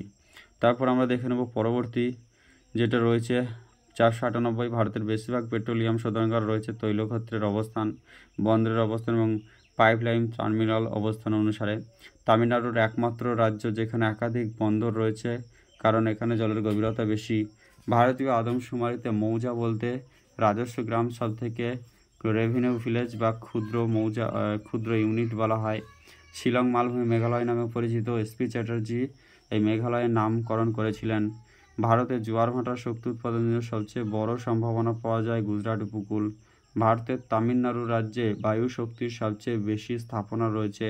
ভারতের তামিল রাজ্যের ট্যাঙ্ক সেচের শতাংশ বেশি। নবগঠিত রাজ্য অন্ধ্রপ্রদেশের রাজধানীর নাম হচ্ছে অমরাবতী। বিশাখাপত্তনম সমুদ্রবন্দর একটি প্রাকৃতিক পদাশ্রয় রয়েছে। মুল্লাপেরিয়ার বাঁধ তামিলনাড়ু এবং কেরালার মধ্যে এবং কাবেরী রয়েছে অন্ধ্রপ্রদেশ ও তামিলনাড়ুর মধ্যে রয়েছে। কাবেরী জলবন্টন নিয়ে বিবাদ এবং মুল্লাপেরিয়া রয়েছে কেরালা ও তামিলনাড়ুর মধ্যে। পশ্চিমবঙ্গ রাজ্য স্থানান্তরিত চাষবাস হয় না। এই শিফটিং কাল্টিভেশন মেনলি উড়িষ্যা, আমাদের যেটা আসাম এবং যে অরুণাচল প্রদেশ এই সমস্ত প্রদেশগুলিতে হয়ে থাকে। কৃষি উৎপাদন মূল্যের দিক থেকে ভারতের সবচেয়ে গুরুত্বপূর্ণ অর্থকরী ফসল হচ্ছে কার্পাস। ডোগরা উপজাতি প্রধানত বাস করে পীরপাঞ্জাল অঞ্চলে, পাঞ্জাব সমভূমি পর্যন্ত এখানে ডোগরারা বসবাস করে থাকে। দক্ষিণ পীরপাঞ্জাল অঞ্চল থেকে পাঞ্জাব সমভূমি পর্যন্ত। নয়াদিল্লির জন্য রিং রোড গুরুত্বপূর্ণ কারণ এটি প্রধান শহরের কেন্দ্রে এড়িয়ে যায়। ভারী যানবাহন শহরের কেন্দ্রস্থল এড়াতে পারে এই রিং রোড ব্যবহার করে। পূর্ণাঙ্গ রাজ্য তেলেঙ্গানা অস্তিত্ব লাভ করে 1 জুন 2014 এবং এটিই হলো ভারতবর্ষের শেষ পূর্ণাঙ্গ রাজ্য এখনও পর্যন্ত 29তম। যদিও 2019 সালের 31 অক্টোবর জম্মু কাশ্মীরের স্বাধীনচেতার রাজ্য হিসাবে তার দায়িত্বভার কেন্দ্র সরকার নিয়ে কেন্দ্রশাসিত প্রদেশ হিসাবে জম্মু কাশ্মীর ও লাদাখ দুটি প্রদেশে বিভক্ত করেছে। যদিও জম্মু কাশ্মীরের বর্তমান বিধানসভা রয়েছে কিন্তু লাদাখের কোনো বিধানসভা নেই। কাকরাপাড়া পারমাণবিক কেন্দ্রটি সুরাট শহরের কাছে অর্থাৎ গুজরাটে অবস্থিত। সোমাশিলা বাঁধ ভারতবর্ষের অন্ধ্রপ্রদেশ রাজ্যে অবস্থিত। কিরু জলবিদ্যুৎ প্রকল্প জম্মু কাশ্মীরে অবস্থিত। থাঞ্জাভুর অঞ্চল দক্ষিণে শস্য ভাণ্ডার তামিলনাড়ুতে রয়েছে। ভারতের বৃহত্তম বায়ু খামার বা ইন্ডিয়ান লার্জেস্ট অপারেশনাল যে অনশোর উইন্ড ফার্ম এটি অবস্থিত তামিলনাড়ুর মোপান্ডাল উইন্ড ফার্ম কন্যাকুমারী, যেখানে 1500 মেগাওয়াট উৎপন্ন হয়ে থাকে।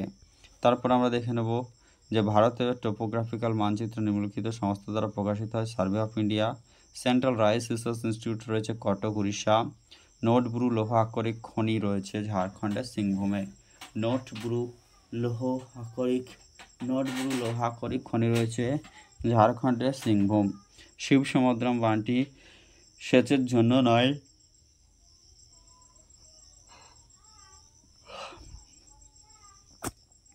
জম্মু কাশ্মীরের দুলহস্তি জলবিদ্যুৎ প্রকল্প অবস্থিত। দুলহস্তি জলবিদ্যুৎ প্রকল্প রয়েছে জম্মু কাশ্মীরে। ভারতের দুগ্ধজাত পণ্যের উৎপাদন তুলনামূলকভাবে কম কারণ এখানে কাঁচা দুধের চাহিদা বেশি লোকের দুগ্ধজাত দ্রব্য ক্রয় করার ক্ষমতা কম এবং অধিকাংশ গরু শীর্ণকায় ইত্যাদি কারণের জন্য। ভারতের আমন ধানের চাষ হয়, বর্ষাকালে লাগিয়ে শীতকালে কাটা হয়। আসামে চা গবেষণা কেন্দ্র রয়েছে জোরহাট। ভারতের প্রথম তন্তু ফসল হচ্ছে কার্পাস। ভারতের কফি গবেষণা কেন্দ্র হচ্ছে চিকমাগালর এবং অ্যারাবিকা কফি সবথেকে বেশি পরিমাণে উৎপাদিত হয়ে থাকে। এরপর আমরা দেখে নেব যে পশ্চিমবঙ্গ ভূগোলের উপরে গুরুত্বপূর্ণ কিছু যেগুলি ওয়ান লাইনার। বৈদ্যুতিক লোকোমোটিভ তৈরি হয় পশ্চিমবঙ্গের চিত্তরঞ্জনে। তারপর হচ্ছে গঙ্গার জল ফারাক্কা বন্টন নিয়ে ভারত ও বাংলাদেশের চুক্তি স্বাক্ষরিত হয়েছিল 1996 সালে।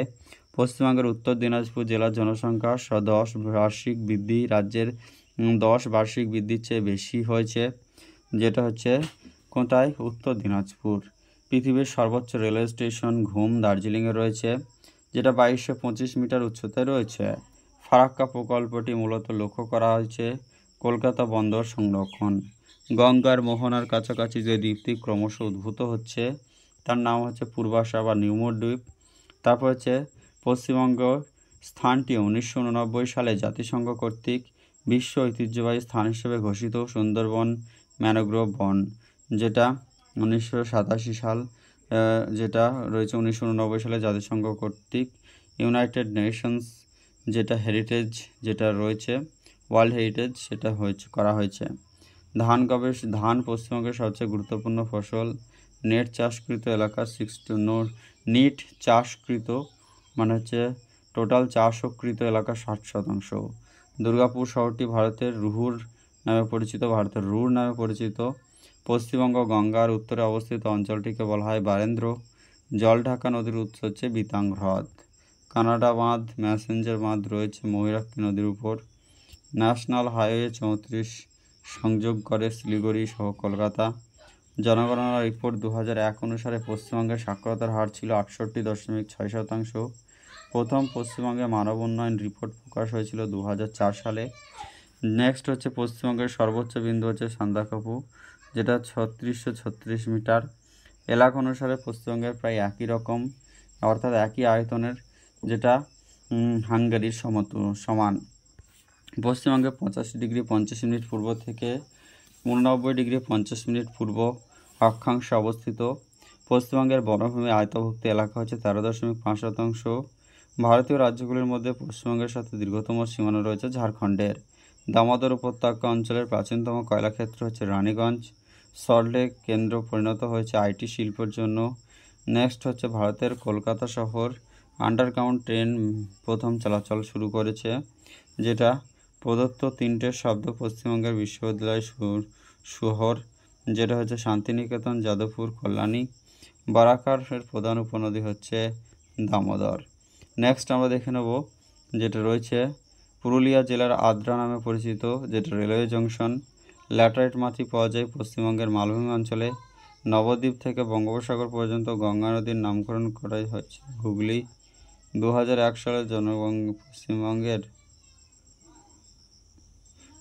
সালে পশ্চিমবঙ্গের জনসংখ্যার ঘনত্ব 904 জন প্রতি বর্গ কিমিতে। সিংকোনা চাষ প্রধানত চর্চা হয় মংপু এবং মনসুংয়ে। বালুরঘাটের সদর দপ্তর দক্ষিণ দিনাজপুর হচ্ছে বালুরঘাট সদর দপ্তর। পশ্চিমবঙ্গে রপ্তানি প্রক্রিয়াকরণ অঞ্চল কাজ করে ফলতা, যেটা হচ্ছে special economic zone. Down stream শিল্প আসছে সেটা হচ্ছে হলদিয়াতে। পশ্চিমবঙ্গের শিলিগুড়ি শহরকে উত্তর পূর্ব ভারতের প্রবেশদ্বার বলা হয়। বর্তমানে পশ্চিমবঙ্গের পৌর শহরের সংখ্যা হচ্ছে 222টি পৌরসভা এবং 60টি পৌর নিগম রয়েছে, যেমন হচ্ছে কলকাতা, আসানসোল, শিলিগুড়ি এবং আমাদের বিধাননগর ও যেগুলি হাওড়া, এগুলো হচ্ছে আমাদের পৌরসভা, যেগুলো হচ্ছে মিউনিসিপ্যাল কর্পোরেশন রয়েছে, পৌর নিগম। পশ্চিমবঙ্গের সাক্ষরতার হার জাতীয় গড় থেকে বেশি। পশ্চিমবঙ্গের সাক্ষরতার হার যেটা 2011 সেন্সাস অনুযায়ী সেটা পশ্চিমবঙ্গের সাক্ষরতার হার 78% বা তার বেশি, কিন্তু ভারতের হচ্ছে 74.4%। বর্তমানে পশ্চিমবঙ্গের পঞ্চায়েত সমিতির সংখ্যা 341টি। পশ্চিমবঙ্গের পুরুলিয়ায় 50.52%। নারী সাক্ষরতার হার সর্বনিম্ন এবং সবথেকে নারী সাক্ষরতার হার বেশি রয়েছে কলকাতায় এবং শিক্ষার হার সবথেকে বেশি মেদিনীপুর। পশ্চিমবঙ্গে ল্যাটারাইট মৃত্তিকা পাওয়া যায় বাঁকুড়া। পূর্ব কলকাতার জলাভূমি ঘোষণা করা হয়েছে রামসার সাইট হিসাবে। নিউ ম্যাটাফোর হলো পশ্চিমবঙ্গের শ্বাসমূল, নিউ ম্যাটাফোর হচ্ছে ম্যানোগ্রোভের শ্বাসমূল। এটাই হচ্ছে নিউ ম্যাটাফোর উদ্ভিদ যেগুলো রয়েছে ম্যানোগ্রোভ উদ্ভিদ, সুন্দরী, গরান, গেও, হেতাল, গোলপাতা ইত্যাদি। পূর্ব কলকাতার জলাভূমি একটি অন্যান্য সিস্টেম যেখানে অব্যবহৃত জলাভূমির ভূদৃশ্যে প্রাধান্য পায়। বাংলাদেশের সাথে জলবন্টন নিয়ে ভারতের বিরোধের সৃষ্টি, ফারাক্কা ব্যারেজ, ম্যানগ্রোভ বন এবং জীববৈচিত্র্যের কারণে সুন্দরবনকে বিশ্ব ঐতিহ্যবাহী স্থান হিসাবে ঘোষণা করা হয়। পশ্চিমবঙ্গের রেশম শিল্প পাওয়া যায় মুর্শিদাবাদ। বিশ্বের বৃহত্তম বদ্বীপ হচ্ছে গঙ্গার বদ্বীপ। ফারাক্কা ব্যারেজ নির্মাণ করা হয়েছে হুগলি নদীতে জলের প্রবাহ বৃদ্ধি করার জন্য। তারপরে হচ্ছে পশ্চিমবঙ্গের চিত্তরঞ্জন হচ্ছে একটি সুপরিচিত লোকোমোটিভ কাজ করে। পশ্চিমবঙ্গের জেলাগুলির মধ্যে 2001 সালে আদমশুমারি পশ্চিমবঙ্গের চিত্তরঞ্জনের জন্য সুপরিচিত। এটা হচ্ছে লোকোমোটিভ কারখানা বা রেল ইঞ্জিন তৈরি করে, লোকোমোটিভ রেল ইঞ্জিন। পশ্চিমবঙ্গের জেলাগুলির মধ্যে 2001 সালের আদমশুমারি অনুযায়ী লিঙ্গানুপাত সবচেয়ে কম কলকাতা, যেখানে 1000 পুরুষে 908 জন ছিল। এরপর আমরা দেখে নেব পশ্চিমবঙ্গের জেলাগুলির মধ্যে 2001 সালের আদমশুমারি অনুযায়ী সর্বোচ্চ লিঙ্গানুপাতের জেলাটি হলো দার্জিলিং, 1970 জন। পশ্চিমবঙ্গের স্পেশাল ইকোনমিক জোন পরিকল্পনা করা হয়েছিল নন্দীগ্রামের চারপাশে। 2001 সালের আদমশুমারি অনুযায়ী পশ্চিমবঙ্গের সর্বোচ্চ জনসংখ্যা বৃদ্ধির হার হচ্ছে উত্তর দিনাজপুর। পশ্চিমবঙ্গের সুন্দরবনকে বিশ্ব ঐতিহ্য স্থান হিসেবে ঘোষণা করেছিল 1987 সালে। বাঁকুড়া জেলার মাটি ল্যাটারাইট মৃত্তিকা। গঙ্গা নদীর সমুদ্রে প্রবাহিত হয় একটি বদ্বীপ। পশ্চিমবঙ্গের প্লান্টেশন এগ্রিকালচার পাওয়া যায় দার্জিলিং। সুন্দরবনের মানুষ মূলত জীবিকা গ্রহণ করে মৎস্য ধরা, মৎস্য চাষ। পশ্চিমবঙ্গের পূর্বে অবস্থিত আসাম ও বাংলাদেশ। ক্রান্তীয় চিরহরিৎ বন পশ্চিমবঙ্গে পাওয়া যায় 1000 মিটার উচ্চতার নিচে। ও হলদিয়া একটি কেন্দ্রের পেট্রোকেমিক্যাল ইন্ডাস্ট্রিজ। পশ্চিমবঙ্গের চা চাষের জন্য সবচেয়ে আদর্শ অঞ্চল হচ্ছে দার্জিলিং। গ্রীষ্মকালীন বর্ষার কারণে পশ্চিমবঙ্গে বৃষ্টিপাত হয়েছিল বঙ্গোপসাগরের স্রোত। পশ্চিমবঙ্গের চিত্তরঞ্জনের জন্য সুপরিচিত লোকোমোটিভ ওয়ার্কস। দুর্গাপুর লৌহ ইস্পাত কারখানাকে ভারতের রুর বলা হয়। বঙ্গোপসাগরে ঘূর্ণিঝড়ের সাহায্যে অধ্যয়ন করা হয় টোপোগ্রাফিক্যাল ম্যাপ। ফারাক্কা ব্যারেজ নির্মাণ করা হয়েছে হুগলি নদীতে জলের প্রবাহ বৃদ্ধি করা। পশ্চিমবঙ্গের জেলাগুলির মধ্যে সর্বনিম্ন মানব উন্নয়ন সূচক রেকর্ড করা হয় মালদাতে। পশ্চিমবঙ্গে হিমালয়ের পাদদেশীয় অঞ্চল হিসেবে পরিচিত তরাই ও ডুয়ার্স। 2001 সালের আদমশুমারিতে পশ্চিমবঙ্গের সাক্ষরতার হার হচ্ছে 64.84%। 2001 সালের আদমশুমারিতে পশ্চিমবঙ্গের মহিলা সাক্ষরতার হার হচ্ছে 59.61%। পূর্ব কলকাতা জলাভূমি হিসেবে ঘোষণা করা হচ্ছে রামসার সাইট। সুন্দরবন বিশ্ব ঐতিহ্যবাহী স্থান হিসেবে উল্লেখ করেছে, যে কারণে সেটা হচ্ছে ম্যানগ্রোভ গাছ এবং জীববৈচিত্র্য।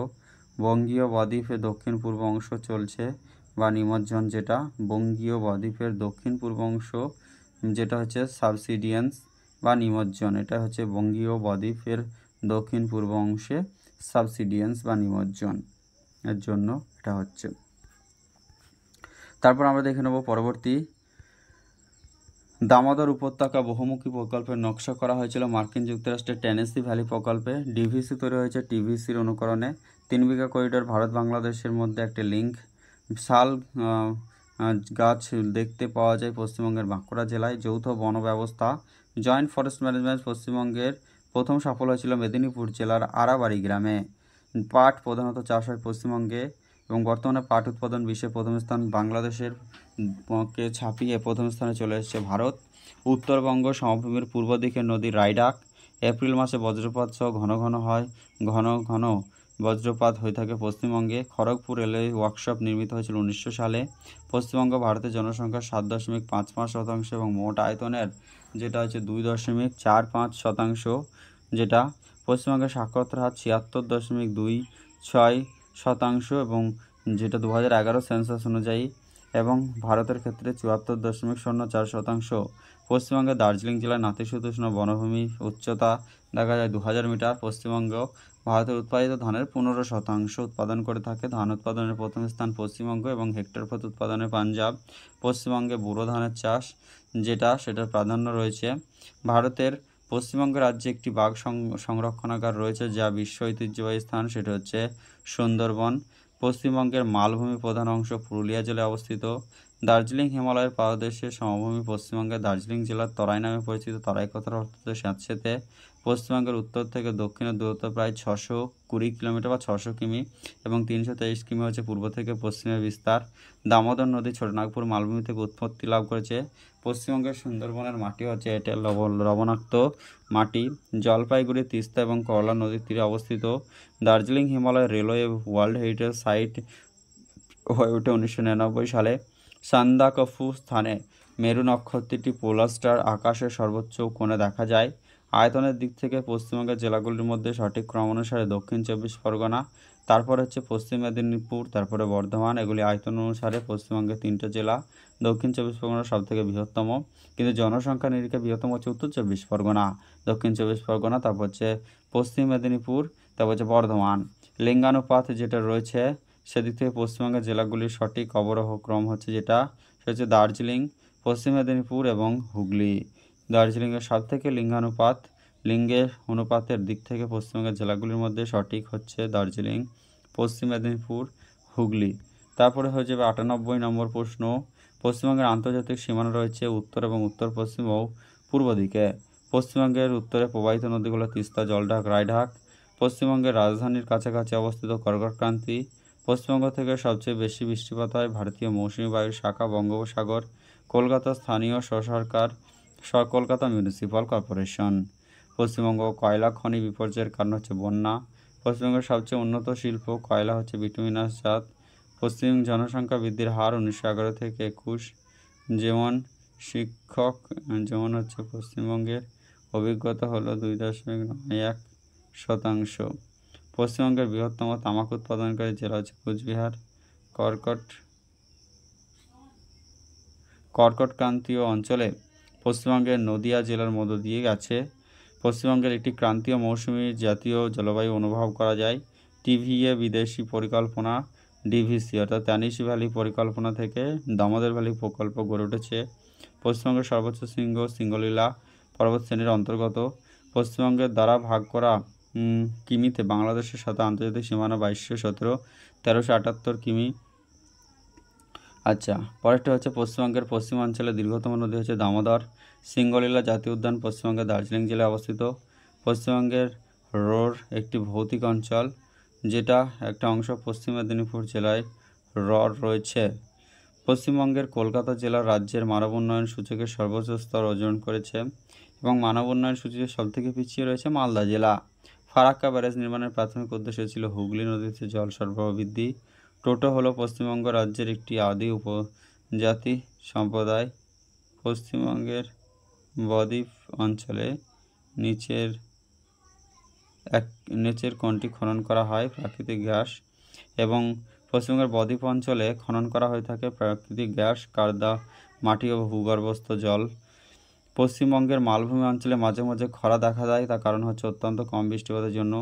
গ্রীষ্মকালীন বর্ষা সাধারণত দক্ষিণবঙ্গে আসে 10 থেকে 15 জুন। দামোদর ভ্যালি কর্পোরেশন কেন্দ্রীয় পশ্চিমবঙ্গ ও ঝাড়খণ্ড সরকারের উদ্যোগে গঠিত। তারপর আমরা দেখে নেব পশ্চিমবঙ্গের প্রতিনিধিত্ব করে একটি সংস্থা হলো মুর্শিদাবাদ জেলাকে দুই ভাগে ভাগ করেছে ভাগীরথী নদী। পশ্চিমবঙ্গের বৃহত্তম আর্সেনিক ডিকন্টামিনেশন বা বিশুদ্ধকরণ প্ল্যান্টটি রয়েছে ফারাক্কাতে। আগ্রা হয়ে কলকাতা মুম্বাই জাতীয় সড়কের নাম হচ্ছে NH3। বনগাঁ কলকাতা NH35। পশ্চিমবঙ্গের রেলওয়ে ওয়াগন তৈরি হয় লিলুয়া, কাঁচরাপাড়া, দমদম। ভারতের গঙ্গার সক্রিয় বদ্বীপ হচ্ছে উত্তর 24 পরগনা, দক্ষিণ 24 পরগনা।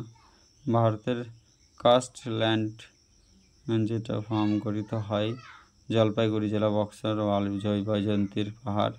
পশ্চিমবঙ্গের শুষ্ক বন্দর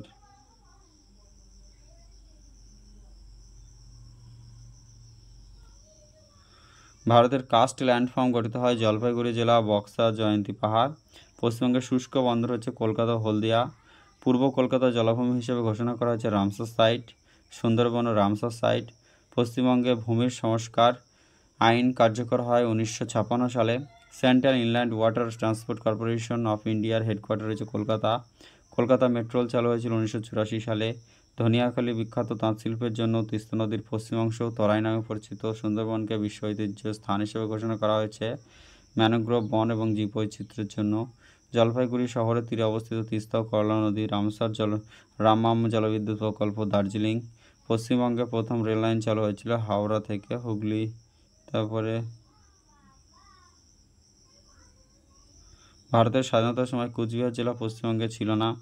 ভারতবর্ষের নিম্নলিখিত রাজ্যগুলির মধ্যে পশ্চিমবঙ্গের সাথে নিম্নলিখিত সীমানাও ছিল না। পশ্চিমবঙ্গের শিক্ষার হার 76.26%, 76.26%। জিআই ট্যাগ পাওয়া প্রথম ভারতীয় পণ্য দার্জিলিং চা। পশ্চিমবঙ্গে কুরুক ভাষা জাতীয় উপজাতীয় ভাষাকে সরকারি মর্যাদা দেওয়া হয়েছে এবং ইউনেস্কো বিপন্ন বলে ইউনেস্কো ইনডেঞ্জার্ড ভাষা হিসেবে গণ্য করা হয়েছে। তো thank you so much for watching this video. এরকমই ইনফরমেটিভ এবং গুরুত্বপূর্ণ ক্লাসগুলি পাওয়ার জন্য চ্যানেলের সাথে যুক্ত থাকুন। All the best. আর সবই জানেন কী করতে হবে। তো এরকম ইনফরমেটিভ যে ক্লাসগুলি সেগুলো আপনাদের খুবই কাজে লাগবে বলে আশা করছি। তো এই পর্যন্ত এই ক্লাসটি